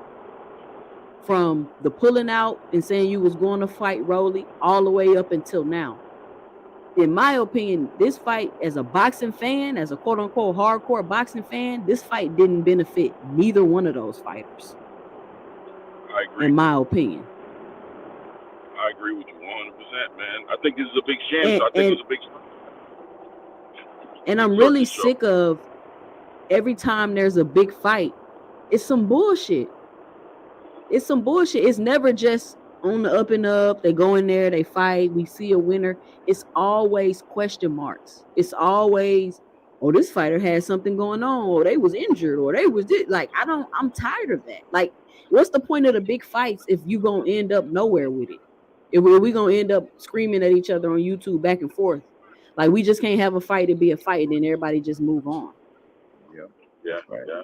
Because even Like, when Terrence Crawford fought Errol Spence, it was like never like 7 months of snackathon. Snack, snack, crazy. snack, snack, snack, snack, snack, snack. But when the person that's taking snack loses, nobody says anything. You know what I'm saying? So I mean, either way, you And still take a snack. Demetrius Andrade, even a long time to take a snack. He got his butt kicked. I hated that, but he did. A lot of guys take snack and lose, man. You A you lot of know what people I take mean? steroids and lose. That just because you take Yeah. steroids don't automatically mean you gonna oh win. yeah, Just because you take it just steroids, even like right. you said, the whole Crawford thing with the snack. Oh, the steroids don't help your skill. Steroids don't help your skill. So are we automatically assuming just because Ryan Garcia quote unquote did PEDs, that's why he won? No, we can't. I No, we don't think can't that's say that. But one. but the thing, but the only one thing we do know that he did break the rules, and that was the Oh, difference. You know what I'm saying? He broke he violated the rules, and not. and I think It could have been the same thing. It could have been if Ryan Garcia would have really did a good training camp and didn't rely on that. He may have came in and did the same thing or even worse. So we never know. But like you said, it had that gray cloud over it now. Anytime you introduce steroids into, I mean, look what happened in baseball when they had the Congress. They Mark McGuire, Sammy Sosa, Barry Bonds, that put a cloud over their whole career. You know what I mean? Because of over the the whole steroid here, man. sport because of Victor Conti. But this is what I want to say too about Ryan Garcia. I said before that, in addition to all the other stuff I just mentioned about this fight, that if Ryan Garcia wins this fight, it's not going to be good for him because he's going to continue to bullshit throughout his career. He's going to get his ass whooped because he's going to keep thinking he can just BS and not take nothing serious, and that's going to catch up to him. So Ryan Garcia winning this fight, if he's being honest and he wasn't practicing and he was bullshitting and this and that and he still won, that's not good for him. That's only gonna hurt him in the long run. So Yeah, I just feel like spoilers. nobody won from this fight, man. And I hate it. Like I hate it. I really do. I Not, really not, do. And not. I heard what also, you just said. Go ahead, brother. I'm sorry. well, I was just gonna say real quick that also, just to kind of like bring it back full circle to say that yes, we can't say that Ryan Garcia is we can't definitively say Ryan Garcia using PEDs helped him like that he won the fight because of that, but we can't definitively say the other way either because his performance was enhanced. So that means he did better performance wise than he would have done if he was off the drugs. Arguably, right? That's the whole reason why it's illegal to use the performance enhancement drugs. So, we can argue back and forth, right, about what PEDs help, what PEDs don't help, things of that nature. And when you think about it also, if you want just for an argument's sake, Ryan Garcia, the rounds that he won were the rounds where he clipped Devin Haney. He lost the rounds where the boxing was going down. Devin Haney made this a close fight just based off of his boxing. So, IQ wise wasn't why Ryan Garcia lost this fight. Won this fight. Ryan Garcia won this fight for a combination of two things. One, Devin Haney's defensive irresponsibility, right? So he helped himself. And then two, he hit Devin Haney crazy hard in his shit, right? And when you're talking about hitting really hard, you can bring the PEDs into the argument. One way or the other, right? So more important than anything is always going to be that man was on something, bro. And we can't give him but so much credit for what he did while he was under the influence of performance enhancement drugs. Hey y'all, I gotta read this comment because it's hilarious. Brian King Falcon say, got they snacks from Esteban off the movie Fresh. I don't know if y'all remember that movie, but hey, Brian, that was hilarious. All right, we got another guest. We got the Boxing Outlet in the building. What's going on, Boxing Outlet? What's happening? What's happening? Can you hear me? Yeah, we can hear you. We can hear you. Oh, I get the applause and all that. Oh my goodness. Salute. Hey, Boxing Outlet, the YouTube streets been looking for you, man. What's going on? Man, chilling, man. I've been going through a lot of little BS and stuff, and then I went and got an apartment and set up my podcast studio because I'm be running like 3-4 podcasts from out that apartment building. My old man, he had died, so I just took a little Sorry to break. hear that, brother. Yeah, it's Yeah. all good. Appreciate you. Niggas think that I'm out the game. I had started 2 channels and they didn't shut. Well, they didn't shut my Boxing Outlet channel down. Then I started another one. I went in so hard on Bill the Pill Haney. I went in on that nigga. He got that page shut down. You know what I'm saying? So I got another page, the Boxing Outlet. You know what I'm saying? So I started that page back. So yeah, I can start doing stuff now. But I'm just trying to wait just a little bit because when I come back, I got to where I can have guests sit down. You might see your uncle on there, your cousin on there. I want to make it better than before, than me just being there by myself. I want to invite guests, have guests over and stuff like that. Make it a little bit bigger than what it was. You know what I mean? All We right, all starting right. over from beginning. I don't even know if I got to subscribe on the new Boxing Outlet channel, but I'm going to show you how I work this number. But Ryan Garcia gets the pass. That nigga get the pass to use the steroids to kick Devin Haney's ass. He gets the pass. He the only nigga to get the pass in the history of taking steroids to my book. I wanted Devin Haney ass beat so bad it don't make no sense. I'm telling you. I want it. I told you, Devin Haney get beat up. Bill Hate, Haney go hate, cry. hate, hate, hate, hate, hate, They definitely don't. For hate, real. hate, hate, hate. I don't care how Devin got beat. I'm just glad he got beat. Ryan Garcia get a pass in my book. What's that nigga? Terrence Crawford don't get no pass. Forget Terrence Crawford. Forget Canelo Alvarez. Forget everybody that used steroids allegedly, or if they really did use it. But Ryan Garcia, if I distribute steroids, I would have gave the nigga steroids myself and said, you get a pass to beat this dude ass. I cannot stand Bill Haney, Devin Haney, none of that DHP promotion, none of them suckers, man. He get the pass. I think we should give him the pass. I think all the whole boxing community. Do you see how he hit Devin and he went down 5 times? They want to give him credit for 3. Man, he went down 5. That referee was over there cheating. You know what I'm saying? But he couldn't cheat that ass whooping. Oh, it was a beautiful and Ryan Garcia wasn't even boxing. It was just that whatever he took when he hit him, it hurt him. You know what I'm saying? It hurt him. Devin Haney's skills went I'm out the not supposed to be window. sitting here laughing with this dude, bro. Yeah, I'm a, Devin And the Haney. hater of the year goes to the boxing outlet. Oh no. This I'm ain't a, no hate. You gotta appreciate and don't be intimidated. You know what I'm saying? Because I ain't no hater. I'm telling you the real. You know what I'm saying? This from Holyfield nephew Jack, straight off the goddamn grill. The man, the Devin Haney boxing skill, whatever skills he had, it went out the window. He didn't have no skills at all. I'm thinking Devin Haney is gonna be crafty because I say Devin Haney is more skillful than Ryan Garcia. I say Ryan Garcia hit harder than Devin Haney, but Devin Haney more skillful. So I picked Devin Haney to win. I ain't no hater. I know boxing. But I did not know when Ryan hit that nigga, he threw all the boxing skills, whatever he had, out the window.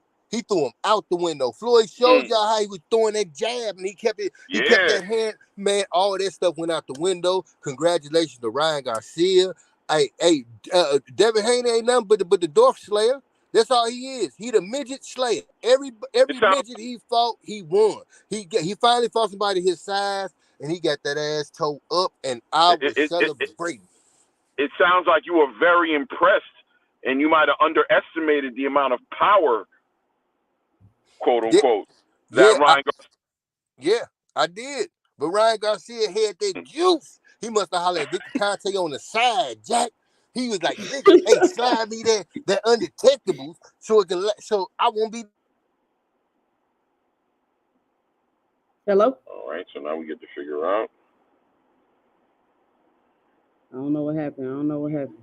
He fell off, I guess. Hello? Hello? Mic check. Can't hear you, Boston. He probably gonna have to refresh the link, probably. Nigga funny. But anyway. So yeah, that's where we at. Now, my next thing I want to talk about, did y'all see the press conference with Tank and Frank Martin? What y'all think about that press conference? Oh man. Yo, y'all hear me? Yeah, we can hear you. Hello? Hello? Go, Yeah, go we can ahead, hear. brother. We can hear you. Oh, okay. No, I'm good. I'm just making sure. I wasn't saying nothing. I just all of a sudden it went quiet. I couldn't hear nobody. But Oh yeah. Oh, yeah, okay, she asked okay. about the press conference. The press conference. Tank What you did. think about that Tank and Frank Martin Oh, press conference? man, listen. It wasn't telling to me as far as what to expect from the fight all the way, but I thought to keep it simple, Tank was home. Tank is home. Tank is back better than ever. I'm impressed with I'm impressed. That's all I can say as far as Tank is concerned. As far as Frank Martin is concerned, man, I think he handled himself the best he could. I just don't think that's his lane and that's his space to shine. I'm actually proud of him that he didn't try to shine too hard because I don't think that's him, and I think it would have came off disingenuine for him to be really just giving it up the way Tank was giving it up. But Tank was giving it up, bro. I mean, he just did what he did, bro. He exuded confidence, and I love that he explained that he's back better than ever. I expect him to do great, great, great things, man. That's the best I could say. He looked great, bro. He looked great. Pause. Salute Chris Willis in the building. Salute Isaac. Thank y'all for coming to the channel. Make sure you punch that like and subscribe button if you haven't already. Coach Eddie, what you think about that press conference? It was an entertaining press conference. I think Frank Martin, he did some things I didn't like in that press conference. For Really? one, What he do? he let Tank Davis control the atmosphere. He let Tank Davis come in and control everything. First of all, I'm not letting you I'm not watching no phone with you. You try to show me your phone, I'm slapping it out of your Yeah, hand. yeah, I'm not letting you whisper in my ear. I'm putting you yep. in the headlock and you get close to me. You see what I'm saying? I mean, And he and all slapped that, his hand. And yeah, he slapped his hand up. all that would have sold the fight. I think Tank was trying to antagonize, I keep saying Tank and Frank. That's gonna be tough not to get those guys mixed up. I find myself saying Frank Davis sometimes and Tank Martin. So I I gotta was doing that earlier today. Yep. yeah, man. But I think that I think Tank was trying to invite Frank into some confrontation, some back and forth by, walking up on him real quick. That was an opportunity. Well, that Frank could have possibly pushed Tank off of him. Just got to get stirred up some interest for the fight. Let him know, hey, I'm here to fight. As far as like him, Tank controlling everything, I can't allow you to cut me off. I can't allow you to say, come over here, look at this phone. I can't be having you pointing in my face, pointing out scars and all that stuff. I can't do none of that because now I'm letting you get close to me. I'm letting you control me. And we can't have none of that. I'm here for warfare. I'm here to win. And I'm not here to, just to be, a person on your resume, so to speak. I'm here to fight, man. So all that trying to that buddy. Frank, I mean, not Tank is he's smart. He may not be the greatest orator or whatever, but he's a smart guy. He knows warfare. He knows psychology. You know what I'm saying? And one Definitely. thing that if you ever notice Tank, he always touches on all his fighters. He did it with the host, with the guy that Garcia came up Yeah. touching him. He always want to try to put it. That's first. That's 101. You don't let no fighter put his hands on you at all. Period. And when you think about it, when Ryan Garcia tried to touch him, you saw how he didn't play that game. When Ryan Garcia tried to touch him, I don't know if you remember that face And off, but he smacked Ryan Garcia's hands. He understands the assignment. yeah, He you understands the don't assignment. do that. You don't let no fighter get close to you. You don't invade my space. You don't try to dictate me, tell me to come over here and come over there. You're not sunning me, man. We are enemies right now. You know what I'm saying? And I gotta maintain Right. that mindset. So that's what I've seen from it. I agree with you, What brother. I By the got way, from it, I yeah, feel Frank like messed up with that. I feel like the lights might get a little too bright for Frank. I mean, I feel like he was trying to play it cool because I heard Tank when he was up there, he was like, "You shaking, you shaking." I don't think he's shaking because he's scared. I think he's just, you know what I'm saying? Like it's I've never had this type of attention. All these cameras, all these people. Like I'm a little nervous. Like people get in them situation, they get into these big fights, and the lights just be too bright for them. But you're right. It's a lot of things that he allowed that he shouldn't have allowed. But I mean, he don't know how to respond. He don't know what to do. He's never been in this situation. Frank's a cool guy. He's laid back, and he just kept it laid back and cool. I thought Javante is Yeah, really comfortable with this. Like he's really gotten used to it. I just look back on the days when he wouldn't say nothing, and he was letting Mayweather do all the talking for him. He's really Hmm. a lot in this sport, and you can tell, and it shows. He's really relaxed. He's really having fun, and it's showing. He's having a good time out there. He did what I wanted to yeah. see him Hey, do. I'll be. Franco put them paws up on. Don't be surprised if this be an upset. I I was doubt it. thinking Oh the same thing, brother. I was thinking the same no! thing, man. Let Don't me be tell you guys something, surprised. man. That press conference didn't dictate what we're going to see in the fight. That was just a press conference. I still think Frank is that guy. I Every still think time it's going to be a Tank get beat competitive up, fight. he want to take them gloves off. What? Man, No, what you call it was whooping on him too. My homie Kevin Johnson was whooping on him too, and he took them gloves off. Wanted to fight get Kevin barehanded, and wanted to fight Kevin Coach barehanded. Yeah, Tank can't take them gloves off when he get in that ring and he decided to get socked up. Tank beat it. Tank everybody beat Tank up in sparring. But what Floyd say? I'm I'm 50 and undefeated 0 under under the the lights. lights. Right. I'm undefeated under the lights. I think that Tank. I mean, I think that Tank. I'm with you, Coach A. I keep mixing their names up. I think that Frank biggest weakness in this fight is the experience gap. I Nope, I think don't that think that's going so. to be his biggest weakness. I think he has the skill, he has the power. I think he have all that to be competitive and possibly beat Tank, but I think the experience is going to get him. But I what think about? Let me ask you a question. 14 months of the You activity. keep breaking up, Is Clay. You that? keep breaking up. What you say? You was breaking up. Oh, sorry. Do you hear me now? Yeah, I can hear you now. 14 months of inactivity. Does this affect Tank in any kind of way? Yes, sir. I think Absolutely. I, I think it will within the beginning rounds, but I think he'll get his timing and stuff down. May I comment one time? Hey, that nigga in that gym sparring, he fighting. You know what I'm saying? I don't be thinking them layoffs be meaning anything. I just believe that the other fighters just whooping your ass because they be in there.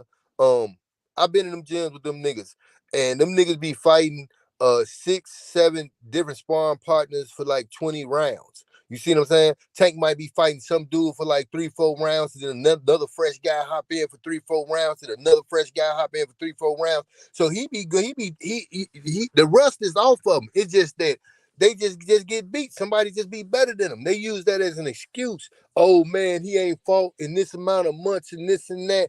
That don't mean nothing because he inside of that ring and they train harder getting prepared for the fight than the fight actually is. You know what I'm saying? Okay.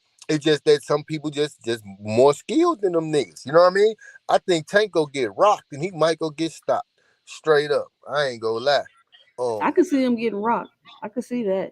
But I just don't see Frank beating Tank. If he do beat Tank, hey, we're gonna have to see the rematch. Yep. but Unless you, Because you go in there and it just be a one sided ass whooping, which I now highly check doubt. this out. Tank is about the power, right? What you call it got skills. Frank Martin, I believe he got more skills than Tank. Tank just knock you out. no, He catch you and knock you I out. But skill don't know. wise, skill level, Frank is a better boxer than Tank to me.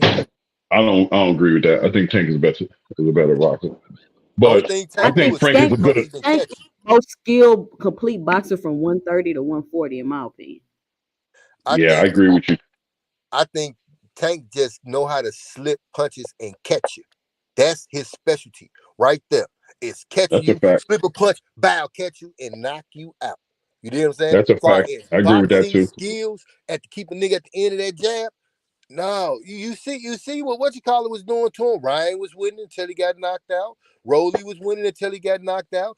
Pitbull, it's arguable that he won the fight. You know what I'm saying? Nah, not in my opinion. He's Nah, not the I most nah. ain't going skilled for that. fighter. Nah, He just got that knockout power like Deontay I think Wilder. I think Tank has shown. I think Tank has shown you what he's shown you, and he's shown you what he does. He does well. But I think what you haven't seen, you sleeping on his ability to do that well as well. I think he's just done what he's had to do, and he hasn't shown. That's why Calvin always says you haven't seen what's in his tool. That's why I want him to fight these fighters. I want him to fight because I want to see these other sides of his fighting. That he fights with. But no, I Right, think but I I didn't. think Tank Davis been boxing since 7 years old. His IQ Hiller is the crazy. teacher, what's going on? Hiller the teacher, what's But up? check this Thanks out. for stopping by. I've been I've been in the gym watching Tank spot with my eyes, not on TV, not no. I seen the nigga spot and I seen niggas whoop his ass. You know what I'm saying? So it is Tank is good at slipping punches and catching. He hit hard enough that when he catch you, you know what I'm saying? You can't brace for it. If you ain't braced for that punch, you could be out of there. You know what I'm saying? That's his Yeah, specialty. But far as boxing, far as points, if we go to points, if Tank win, they cheated Frank. They cheated him. They cheated him. That's what I You That, ain't believe. even seen the fight yet. I I know, know, right? but that's I'm, right I'm though, bro. telling you ahead of time. This is boxing outlet prediction. Yeah. If we go Hey, 12 but rounds, yeah, they cheated Frank because but Tank is not gonna knock Frank down. That's not gonna happen. What? Okay. It's not gonna Tank is happen. knocking Frank smooth out. I think No, no, no, I no. think Ross got a good point though. I think Ross got a real good point. 'Cause you got to think about it. Tank physical dimensions won't allow him to you really utilize a constant jab. The arms are too goddamn short. He relies on you making a mistake, Yep. overextending yourself, and him catching you with clean punches and getting you hurt. He's too short to get up on his toes and box anybody. Mm, I You don't see know what I'm about saying? that. I mean, think I about can't it. co-sign this. I No, can't lie to you. that's a good point. I see what you're saying, but I think we're gonna have to meet up the day after the fight and find out what happened. Look at Mario's Barrios. Mario's Barrios was much taller than Tank. Tank couldn't fight him on the outside. He had to rely on slipping punches and getting close. You know what I'm saying? So anybody I know we like to say Tank can beat anybody from 135 to 140. I don't agree with that. There's a lot of killers at 140. I mean, can you imagine Tank fighting Gary Antoine I say Russell? he got the best skill. Yeah. I mean, it's a different skill. It's a different. I mean, everybody got, like Mike Tyson had a skill of aggression, a skill of slipping punches and countering. Some people better skilled than Tank besides Shakur, maybe. It's different. I'm saying the different skills. Like some people got the skill of getting up on their toes in boxing. Some people got the skill of counter punching. Some people got the skill of aggression. Some people got the skill of, pinpoint accuracy. So everybody Miss Barbara D, salute. Thank you for coming by the channel. Salute, Barbara D. Thank you for stopping by. Some people think that I hate Tank, which I don't know why they think that. It just blows me away when people say that. And I'm a big fan of Tank. I'm gonna tell you, bro. I think he's like pound for pound one of the best boxers on the planet, and I agree with you saying between 130 and 140, ain't nobody playing with him. The only a handful of people I want to see him in the ring with, and that's a handful, which is like T.O., Shakur, Loma, Devin Haney. After that, I don't think nobody got nothing for that boy. But those aren't even the best guys at 140. See, y'all going off of name recognition, man. There's some killers at 140. People that's not even in his weight class. I mean, but I'm just saying people I want to see him fight. Gary Antoine Russell is at 140. He is a monster. He ain't better than Devin. He ain't better than Tank. I mean, who ain't ready for Tank? Gary Antoine Russell is tailor made to get knocked out by Tank. Man, I don't disagree. No, with that. Gary ain't better than Tank, bro. I disagree with that. I disagree. He come forward with all that aggression, he for sure is gonna get slipped and caught. But he can box. He can box too. You can get that boy. That from the Russell family. Them boys can box, man. He's not just. I agree. He's not just no one-dimensional fighter. Just come forward with aggression. This boy got an IQ. That dude is smart in that ring. I've seen them boys. I've seen all them boys come up through the amateurs. Them boys no, they're good. All of them are good. Them boys can do it all, man. No, they are. I ain't gonna front, especially the Russell brothers, Gary, Antoine, and Gary Russell. I mean, their IQ is crazy, but I just think better. I ain't gonna lie, but I think it'd be a good fight, one way or the other. Nah, a real good fight. But you gotta think though, if you really go back and you look at Tank's resume, and I went back and I watched some Frank Martin fights, and I watched some Tank fight. To me, this is probably the Tank's best opponent right here that he's fighting to this day. Back. On paper, I think so. I mean, on paper. Hold on. Chris Willis say we didn't even think we make it to fight night because of Ron's erratic history. He's a known liar and cheater. This isn't the first time he's popped dirty. Chris Willis, you're still in the building. Please expand on that because I haven't heard that one yet. I haven't heard that one yet. 2 cents. Yeah. 2 cents. Can you hear me? Yeah, I can hear you. Hey, Ryan Garcia, he gets a pass. He the only boxer get a pass to use steroids to beat Devin Haney. I'm telling you, this is the greatest thing that ever happened to Devin Haney. Oh my goodness. He get a pass. We got to get a nigga a pass. He said, well, look, Ryan Garcia say he ain't take it. I say he ain't take it. I say he did a masterful performance whooping on that boy. He was hitting that nigga in the head. That nigga didn't know where he was at, man. That nigga, he was looking like, what the heat, man? He knocked him down. I was like, oh, Lord, can this be? Hey, the first 30 seconds, I was like, oh, shit, I can't believe Ryan caught him that early in the fight. Eyes rolled him in the back of his head and everything. It was crazy. I ain't gonna lie. I was like, oh, my God. That snack didn't help that nigga in this fight. Oh, that snack. Well, but you know what? Boxing Outlet, Victor, if you go to his Twitter, he said that he was helping Devin from afar. Devin didn't work out in the snack gym for this fight. And I thought that was a little odd. Me too. Gregory, this Ross with that sauce, man. Hey, he get a pass. I think he didn't want to pay. My book. He didn't want to pay Victor. He didn't want to pay Victor. I think he got cheap. Yep. He wanted to keep all the money for himself? I don't say all the money, but I just think he felt like, you know what? I don't need you for this camp. We can continue what we've been doing in your camp. You know when you think you got it? Like, I got this month. You don't got to come in this month. I'm sorry. Southpaw TV, you a bitch. I'm sorry. He in there? I agree with that. I agree with that 100%. He hate me. He's sitting here talking about no wonder it's 30 people here. Southpaw TV, you a bitch. What that supposed to So, mean? I ask always Bro, South say listen, Paul that. if that's he want to Southpaw Southpaw. spar. TV, that nigga know I'm in Chicago too with a little with homosexual ass. Straight up. I don't like that nigga. Don't come over here to her channel trying to she building her channel up, you hating ass nigga. I want to Straight up. square up on him. I want to square up on him, Ross. He always posting sparring videos. I want to square up on him, see what he got. I guarantee I'll stop him. He got panties on. That's what he got. Listen, I ain't got no problem with softball TV. I don't even know what's He trying going to on. act like No, you man, don't he never have a problem with Southpaw T. He always has a problem with you. He yeah, actually endorsed me. He pulled me on, did a show with me and everything, told everybody to sign on my channel. As soon as he found out I like Devin Haney, bro, all of a sudden, I didn't even know when it went left. That boy was on my channel talking crazy. That's how yeah. he is. You never have a problem with him. He always just has a problem with you. That's just how it goes.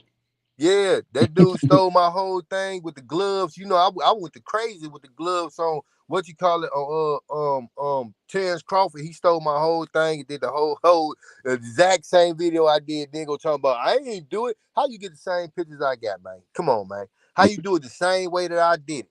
So I had a snap on that dude, man. Straight up. Like I'm in Chicago, South, whatever you is, Southpaw TV. I'm in Chicago, man. Drop an addy. We can pull up. We can go live. I elbow you right in your forehead, man. Straight up. But look, I ain't got no problem with nobody. They can have a problem with me. That's cool. Just keep Yeah, it Pretty he, moving. much. he a hater, man. He hate on everybody. The way I look at it, if he hating on you, you're doing something right. I ain't gonna And lie to you. That's how I look at it. you got a channel, he gonna hate on you. Yep. He just hopped on here with some hating stuff. I won't even say nothing till he talking about no reason why it's 30 people here. Now, no wonder it's 30 people here. Come on, man. Straight up, everybody got to start from the bottom. And you dig what I'm saying? Yeah, He absolutely. like a straight hater, man. Kanye West said hater niggas marry hater bitches and have hater kids. And he one of them hating kids, man, that they had. Mm, mm, Yeah. But yeah. So what pretty y'all think much. about the Canelo fight? Oh man, shout out to Jaime Munguia, man. That's my guy right there. He got a fan last. He got a fan out of me last night. That Me boy got too. heart. He got heart. He was up in that thing fighting for his life, bro. He wouldn't go nowhere. He got sat down. He got lit up by Canelo, and he stood up in there in the paint handle business. That dude's a problem at 168. Do Fuck you Canelo. think Canelo looking old? I mean, because I was like, where's the head movement from Canelo? Like, what's going on? Like, I thought Canelo was everybody, the whole world thought Canelo was gonna get him out of there. But I'm like, No, what's I going didn't. on? Nah, Canelo is just older now, and he's transitioning into another phase in his career where he's fighting smarter. I thought he fought real smart last night. You know, even though I'll be hating on Canelo because I'm mad Oh, he didn't fight David yeah, hold Benavidez. on. I ain't seen y'all in the background. Mhm. My bad, D Ray. I ain't even see you back here. All right, what's up, D Ray? What's going on? I'm good. Thank you for having me on the show. I just had to respond when he said he had hater kids. I That didn't shit even was know funny. you down there, man. My bad. How long you Oh been no, no, waiting? I was chilling. But I appreciate it. But and one thing I wanted to say real quick is I just want Gary Antoine Russell to get a fight so we can be able to see what his skills look like under the lights, as they say. But go ahead back to the Canelo. Yeah. I was feeling like Canelo was looking. I don't know. Am I tripping? I think Because you just saw him looking different. I think he just was different. I think he is getting older. What you saw was the age, but I think the way he adjusted because of his age was very effective. He was looking good last night. He did well last night, in my opinion. I can see that. I can see that. Yeah, Mungia. Hey, Mungia came through. I thought Mungia, he got some shots off. He better than I thought. Let's say that he was better Yeah, than I thought. He was a big better fan of fighter. Munguia right now. The new face of Mexico. I like one thing about the Canelo fights. What I noticed last night, first commentary was horrible. I mean, they gave Munguia absolutely no credit. Yeah, that scorecard was crazy. It was crazy. I seen Munguia, land 3, 4, 5 punch combinations, and they said nothing. Crickets. Soon as Canelo may land one shot, oh, Canelo landed this great hook. He's baiting Munguia. Man, I said, come on, bro. It's like it's the amount of work that you have to do to get a decision against Canelo is crazy. Because that True. kid came out, he outworked Canelo. He threw a whole ton, a lot more punches than Canelo. He landed in combinations. He backed Canelo up, and they say this kid only won 3 rounds. I said, this kid to me, it was a competitive fight all the way through. All those rounds were competitive. The only round that Canelo dominated was the one with the knockdown. Other than that, those rounds were nip and tuck. If you ask me, you know what I'm saying? And that's no bias. I'm not saying that it was a robbery or that Canelo lost the fight, but I'm saying it was a competitive fight from round 1 to round 12. It was 100%. it was Agree. it was competitive. I Yeah, agree it with you was competitive. 100%, brother. 100%. But what do y'all think about them saying that?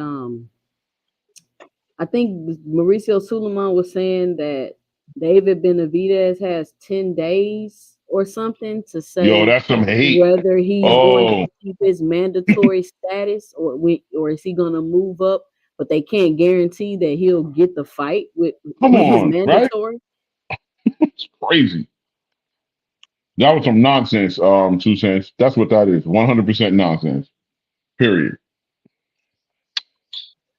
Yeah, So all they doing is protecting Canelo at the end of the day. From what based off what I seen last night and based on the way David fights, David beat the brakes off. Well, I ain't gonna say beat the brakes off him, but I favor David to win that fight. I mean, because David's hands are a whole lot faster than Jaime Munguia's, which Canelo even said he was able to see all the punches because Jaime was slow. He said that. David's not slow. You know what I'm saying? He's a hard puncher. He's big as crap. You know what I'm saying? So it's a recipe for disaster, for me. And everybody, I think people try to make Canelo out like he's a knockout artist. He's not a knockout artist. He has like a 60% knockout rating. That's not knockout artist power. I agree. Deontay Wilder, that's a knockout artist. Julian Jackson, knockout artist. Gerald McCullough, knockout artist. Tank Don't Davis. Boy, Crawford. knockout artist. If you're not in that 90% tile, you're not a knockout artist. Like Anthony Joshua's a knockout artist. He's in that 90, upper that high 80, Mhm. 90% knockout rating. That means 9 times out of 10, you're gonna get knocked out messing with that guy. That's a knockout artist. Canelo's not a knockout artist, but they try to make him out like he's a knockout artist, and he's not. yeah, that's true. That's true. I agree. But what y'all think about Mario Barrios' performance? He did okay, but when you look at Mario Barrios' performance last night, the same way Stanionis, when you look at his performance, we have to put in perspective the division, right? So when we're seeing him fight against the opponent he was fighting against, he did okay, considering he got that injury. Look like he broke his eye socket or something. So he was fighting with one eye for a large percentage of that fight. But when you put it in the broader perspective of the entire division, I don't know. It was a good fight for him last night, but for the division, you got to think about Duran. I mean, he's up there. He's up there, but I don't think it was that impressive. Yeah, I didn't think he looked like he was. I don't know. I thought he should have did better, but he was really struggling with that jab. Yeah, He was really struggling with that jab. I agree. So what y'all think about the complete card? Like if you had to rate it on a scale of 1 to 10. 7. Yeah, 6.5, Yes, 7. yes, yeah, 6. Something like that. I Yeah. give it an 8. I think it was competitive, 4 fights, good fights. You thought they was competitive? Some people were saying they was boring. It had its Yeah, moments. and see, and that's the thing though, is because if one set of people say Jaime won 3 rounds, and then you got a whole nother set saying that this the fight of the year. So it got to make sense. But somewhere in the middle, in between, I think it was an overall good card though. I didn't score the fight, but I do believe Jaime won more than 3 rounds. I felt like he won the first 3 rounds, if you ask me, at least. 100%. Yeah. I So mean, he I could did. find I could I find just five thought that rounds. Canelo would be way more dominant. That's what I was expecting. Not necessarily that he was gonna knock him out, but I thought that he would be more dominant in that fight. But I guess Munguia's better than I thought. That's what happened. So I'm wondering what's next for Munguia, and I'm wondering what's next for Canelo. Is he already for sure fighting Berlanga in September? No, but he is. No, but yes. Like, it hasn't been confirmed. Well, Puerto Rico, Mexico. I think, by the way, that being said, is Canelo staying with the PBC in your opinion, or is he going to take that move and head over to Eddie Hearn and Matchroom? Where he gonna go? Matchroom. He's going to go over there where Berlanga's at. I don't know. We'll have to see. Eddie I mean, he's Hearn getting definitely all free right these. now. Eddie Hearn picking up everybody, so we'll see. But my only issue with Eddie Hearn, I feel like he'll promise these fighters things, and when they get over there, they don't get them. Like I feel like I don't know for sure, but I'm saying maybe he promised Matias Devin Haney, and when he got over there, he wasn't offered. I don't know, but I'm just saying. He promised Wilder, Anthony Joshua, and you see that ain't happening. And I mean, I Yeah, know but he lost and all of that, but right, I'm just saying it's a pattern. right, It's a right. pattern. So I mean, maybe but he there's some legitimate reasons in between, right? Like with Devin Haney, Devin Haney had Ryan Garcia, right? And then Matias is going to fight Liam Powell right now. Devin Haney's already said he's willing to fight Matias, so we don't know where that's going to go. And Matias also said he didn't want to fight Devin Haney no more for some reason. I don't know what that was all about, right? And then when you look at, like you said, with Deontay Wilder, he lost his fight to get his mandatory with Anthony Joshua. So it's not like I don't know if it's a pattern. Let's see how he does Boots because right now he gave Boots Philadelphia, Wells Fargo Center against Cody Crowley. You know what I mean? He delivered on that so far. I'm not too confident in the Cody Crowley fight. Like we'll see. I feel you on that too because Cody be acting weird. But yeah, Yeah, he'll pull out. He'll pull out the fight. yeah. He'll definitely pull out. You know, I think Stanley they should probably have him as a backup or something. Where's Keep him busy. Stanionis going? Does Stanionis stay at the PBC? Does he leave too? I don't know. Apparently, everybody's leaving the PBC, so we I don't shall want to say see. parent. I don't want to start because I already know if I start going on that direction, I'm gonna get heat. I'm just asking. I'm just asking, damn it. I ain't starting nothing. I'm just asking. Is he staying or leaving? I don't know, man. I don't know what's going on. Does the I PBC really have don't. any fights scheduled that are not pay per view? Teach, what's going on? Don't do it. Yeah, I think Don't they do it. do. What? Um, I heard somebody mention they had a free card coming up. Let me do my research before I say that, but I think I heard somebody mention it. Teach, what's up? Salute, Teach. But I heard that was, let's see, AM Sports Media, what's going on? It say Frank been out 12 months exactly come June 15th. So they saying Frank been out of the ring too, just as long as Tank. That's a Yeah. fact.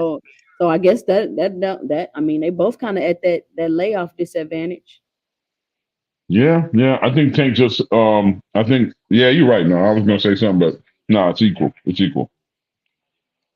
I just don't see Frank being able to pull it off, y'all. I just don't think he has the experience or the creativity because like you said, if Tank's not like a great boxer and don't do all that, he has to be way more creative in the ring than his opponents. I think Frank had a great chance, and I mean, definitely make it a good fight. I don't see Tank stopping him. Could be wrong because Tank is a powerful guy. I just believe that Frank Martin's athleticism and his boxing skill, because he is a skillful guy, is going. Even though he had a late start, he's an athlete. And athletes can kind of catch up and make up a lot of ground quick.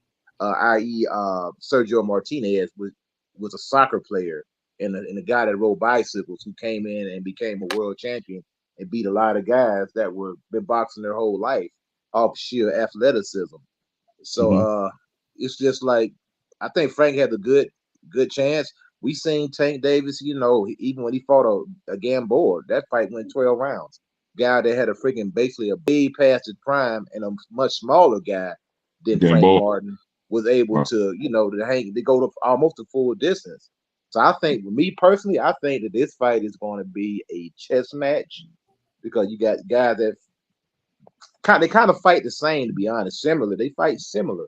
They got a lot of the similar same attributes. They got speed, they got power, they got angles, they got athleticism, they got quickness. They got a lot of things that are kind of gonna kind of even out. So maybe the only thing that could play a part is the experience of Tank Davis, but it's not gonna be a cakewalk by no means. I AM agree. Sports Media, AM Sports Media, real quick. Whenever y'all get that three-way feature on the phone call, please let me be the first one to know because I want all the smoke with Jerry. I want all the Yeah. smoke with Jerry. He continuously hops on that phone call after I get off and just insist on going hard. So we could definitely do that. I have no problem with doing that. Make sure to let Jerry know that I want all the smoke. But AM Sports Media say Tank was winning all the fights mentioned until he stopped them. He said, "You capping." And I feel like that's a misconception about Tank, is that he's always losing all of his fights until he knocks somebody out. And even if that's the case, I mean, he's winning. He's undefeated. So I just feel like people try to use that as a talking point to just try to kind of throw a little salt on Tank name. But I don't think he's losing every fight until he knocks people out. I don't think that. And it's like, especially with the Rolly fight, his whole intention was to knock Rolly out. I think he only threw 36 punches in that fight. That is amazing. And that's skill, just to give my 2 cents. That's what I think. Brian White, what's going on? He says Tank has been in the ring since he was 7. How in the hell does Frank have more skill and he hasn't been in the ring 10 years? This dude just hating. Oh, he talking about Boxing Outlet. Hit the like button. Make sure you punch the like and subscribe button. Y'all know Boxing Outlet is unhinged. Guys, hilarious though. Hey, Crucial real content. quick, can What's I going say? on? Hey, real quick, I apologize. I just want to say I hope the outlet come out with that Ryan Garcia on Juice shirt. You know, somebody You that want him to really come out did with a fail the test. Yeah, putting all that hate on Bud, bro. Man, come on. Hey, but real quick, I wanted to say this though. I think that Tank is gonna make Frank maximize, right? Because he's sitting up there telling him, "Oh, you're a front runner. You scared. You shaking. Your trainer is only here for a check. So if they don't go back to the yeah, gym that and put was some great. work in, then he was only there for the check." I appreciate you. All right. I agree with you, brother. By the way, I agree with you. I think that the way Frank Martin responds to these type of situations is work. That's what he does. When you make him nervous, he goes in the gym and he works. You say he can't, he goes and he works harder. I think you're definitely motivating him to work harder, and that's just going to make that much of a better fight. I still think wins. I still think Tank wins it. Yeah. Yeah, I think Tank wins that fight in devastating fashion. I don't know if Devastating it's going to be fashion. devastating. Maybe. I mean, but Maybe. let's go. This is a battle of the trainers. Derek James versus Calvin Ford. What you think about that? Oh, redemption. Did you just say redemption? Is this Derek James' true redemption fight? Or did he redeem himself like that in Ryan Garcia's fight? No, Or we don't. Good Clay, don't even go there. You already know that shit out the window now. That shit is all the way out the window. That is out of the tank. I mean that. And I kind of don't like that for Derek. right. I don't like that for Derek. Honestly, I don't like that for Derek. Like I say, I'm sick of Ryan Garcia. I just wouldn't want to be associated with him no more at this point. Like, it's too much bullshit and capping going on from him, and it's too much. And he's tainting everything he touches, it seems like. Hey, Yeah, he's but making it a big joke. one thing about Ryan Garcia, he had that Trump effect, meaning that no matter what he does, he's going to garner and gain more fans. He's going to gain more fans behind this. You think I'm kidding? I'm telling you. I ain't telling you what I think. I ain't telling you what I think. I'm telling you what I know. He has the complexion for the connection. He has the complexion for the protection. And he is going to gain. He already garnered more fans already. He garnered a lot of black fans by beating Devin Haney up. He's Yeah. getting it with his conspiracy. What? Like I say with I ain't Trump, no gonna matter lie. It what, frustrates me a no, little. I ain't gonna lie. yeah, That frustrates me a little. no matter what Trump did, he gained garnered more support. So the same thing gonna happen with it's kind of like you got a lot of privileges in life. I got 3 daughters, right? And they got pretty privilege because they're pretty. And Right. and that is a certain thing. That is a true thing. You got white privilege, you got pretty privilege, you got a whole bunch of different privileges. Right. And a lot of times the way that you look, your skin tone, your skin complexion will garner you sympathy with the public. You know Yep. what Hey, I'm y'all, saying? So be sure to punch that like. And you feeling like you can't go backwards, you gotta step up the competition, and then at the same time feeling like you need 10, 15, $20 million. Nobody wants to fight Crawford, though. In a rough spot. Everybody's afraid to fight Crawford. Be sure to punch that like and subscribe button if you haven't already. Well, go ahead, Coach Eddie. oh no, that's all I want to say. I just think that, like I say, Ryan Garcia, he has a big fan base. I think his fan base is grown now. This fight right here, it struck so many chords. Really want to talk about it tonight. That Devin Haney Ryan Garcia fight, it struck on the chord. It had racial elements in it because you just go by some of these channels. People try to act like there is a brown and black coalition. Uh, I don't believe that to be true because a lot of these so-called brown channels, they be bashing black fighters. They call you all out your name. They call you N-words. They come up with all these different nicknames, all these different Talk to him. stereotypes. You know what I'm Really? saying? And I'm just keeping it 100. I ain't making this Yeah, stuff he's up. not. He's telling the These are truth. true He's stories telling the right here. truth. He's telling the truth. So He's not lying. and Ryan Garcia doesn't look like your typical brown skinned Mexican like Jaime Munguia or like a Julio Cesar Chavez. He That's looks a like a real. white boy. Yeah, At the end of the day, he looked like a little white boy. And Yeah. that's how. Real And he's clean cut. able to. He's a chameleon. He's able to be with the black people. He's able to be with the white people. He's able to be with the hillbillies. He's able to be with the yuppies. He's able to be with the young crowd. He can go anywhere he wants to go with impunity.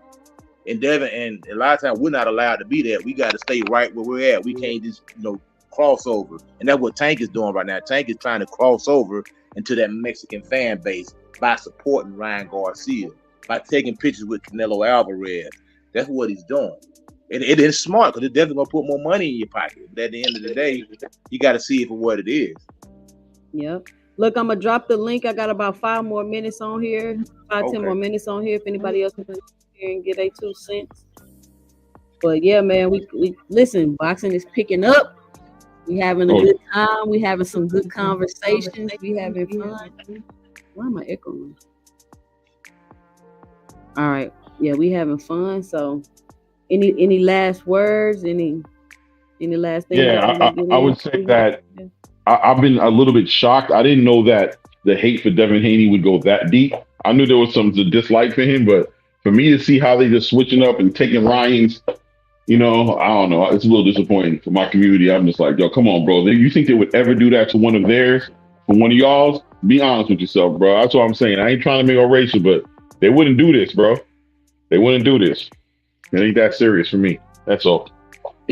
All right. Track Boxing 68. What's going on? What you got, Coach Eddie?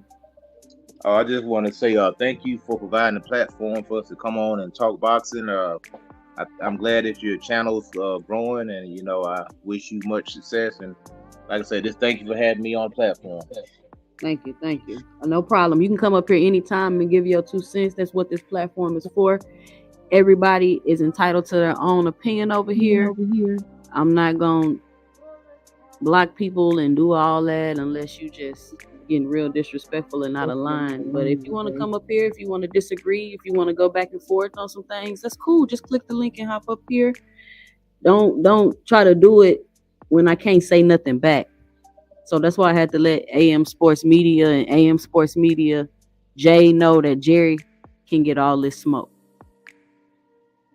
I just want to say it again. Facts. All right, salute. I'm about to get up. Y'all have a great evening. Stay blessed. Yeah, and shout out to Claymore Rain for sponsoring the channel. Listen, bro, I really appreciate your sponsorship of the channel. I've had a lot of people help me throughout this process grow my channel. But none have contributed as much as you have to the channel. So once again, publicly, I just want to let you know that I truly appreciate it. Thank you very much. Yeah, and I appreciate you too. Come by the channel cooking, man. Salute. Anything we can do. Anytime. Peace. So I want to thank everybody for coming by tonight. Let me run through all these comments before we get off of here tonight. Kenny and Tio are the best at 140, says Chris Willis. Southpaw TV, Saint Tank's best opponent. Laughing at Ross. Several of Tank's ops are world champs right now. Yeah, that's a good point, Smooth Criminal. Several of Tank's opponents are world champions right now. So a lot of those people he fought did age pretty well. They really did. Let's see. These motherfuckers some full-blown casuals.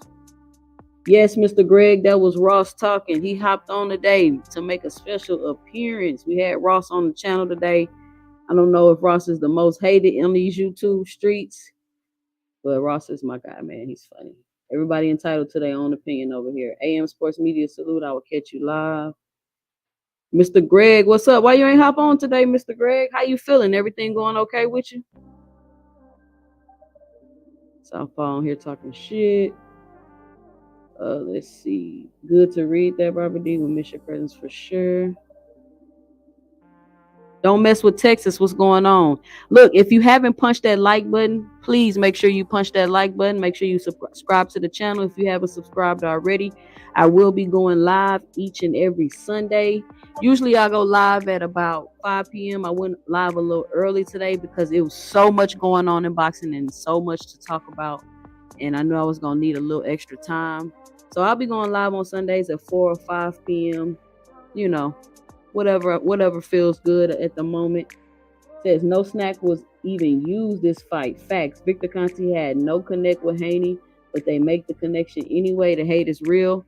Yeah, Frequent Flyer. I feel like that was a mistake, man. Like, why wouldn't you work with Victor Conti this fight? I just feel like the Haneys made so many mistakes in this fight, man. I feel like they made so many mistakes in this fight. They made too many mistakes in this fight. Teach say, are you okay with Southpaw 2 cents? I don't have no problem with Southpaw. This is actually his first time ever being on my channel. So I don't have no issues with Southpaw. I don't have no issues with nobody. I don't have no issues with nobody in these YouTube streets. If people got issues with me or whatever, I mean, hey, it is what it is. Like I say, everybody's entitled to their own opinion over here. Everybody, yeah, he did try to diss me, Big Supreme, but hey, it is what it is. Listen, I'm not about to be arguing with grown ass people about shit on YouTube.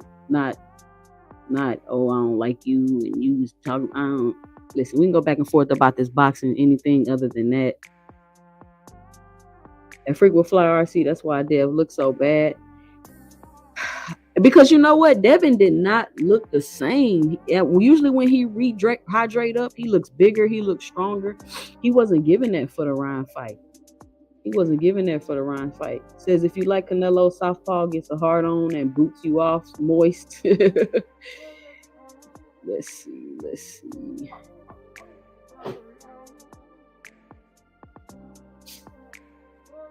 He said that because boxing outlet takes are terrible.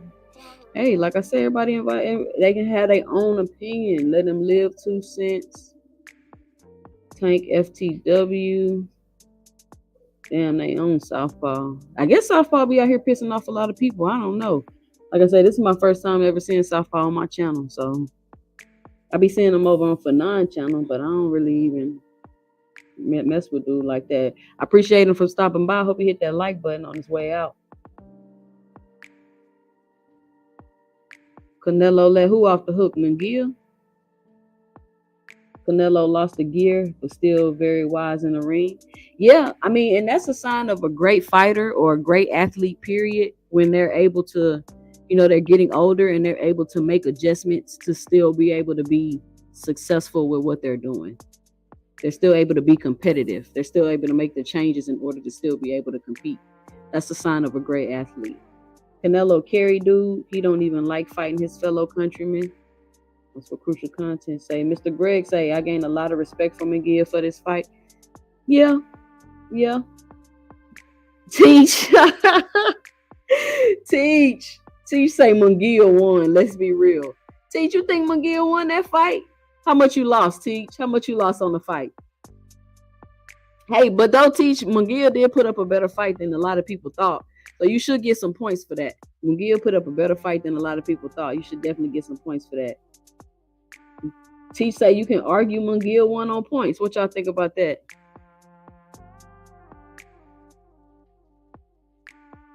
It's too late for that. Devin Haney has been with Victor Conti in the snack program for a good 5 years now. He says he much more preserved as well.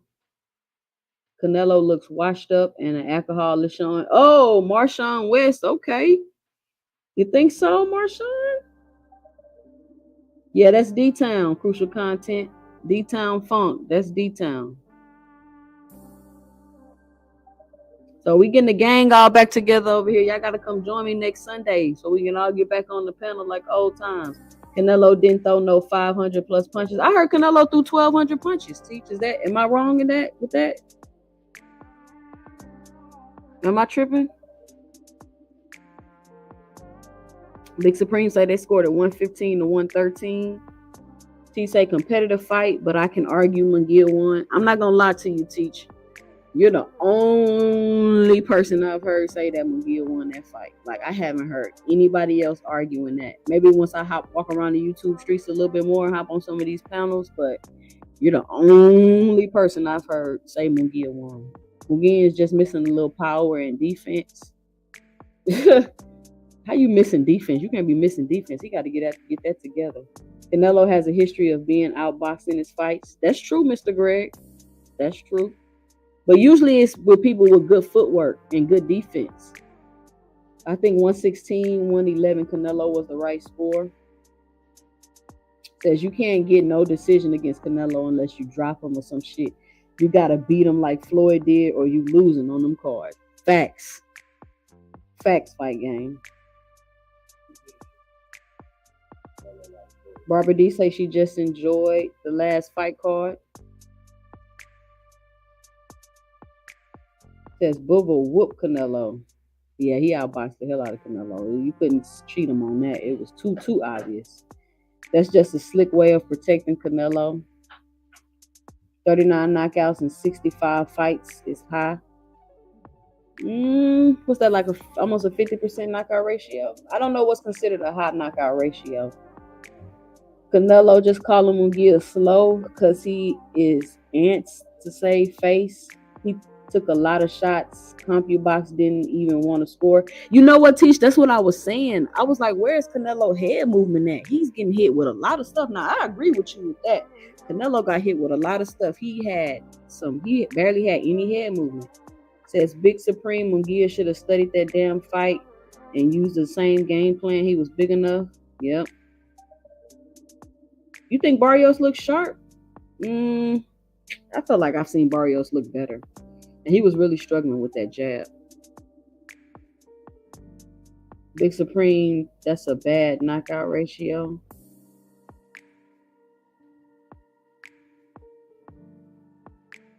I'm trying to get through all the comments, but I'm way behind, so let me see.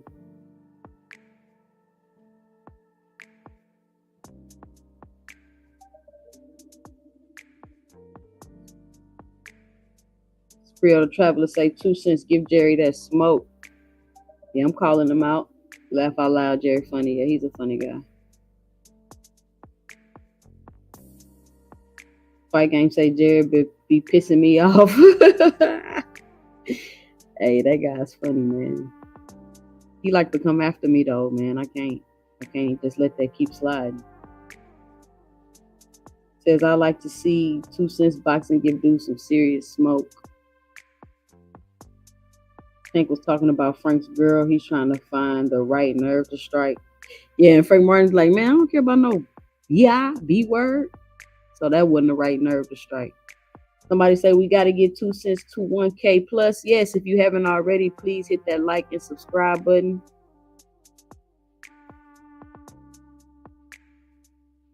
Somebody say the blacks that like Ryan over Devin is because of Bill. Well, I mean, Bill kind of split the fan base. Like, I feel like Bill kind of split the fan base a little bit, the way he was kind of going around with all the rhetoric and stuff. I'm not saying that they should be just going against him, but Bill did split the fan base up. It was already going to be split already because the black fighters already share the same fan base. But he just kind of made it worse. He definitely kind of made it worse. How can you send a donation, Mr. Greg? Let me put my cash app up here. There you go. You can send it to 2 cents boxing to the cash app, 2 cents with the S.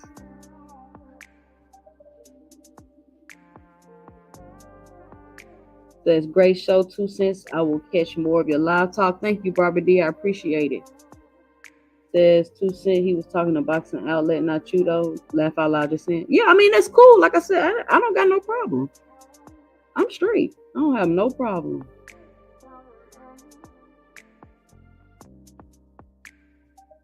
Daryl say he need a wrench. I didn't give you a wrench, Daryl.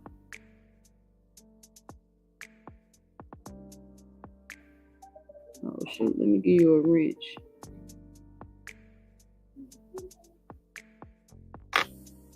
There you go.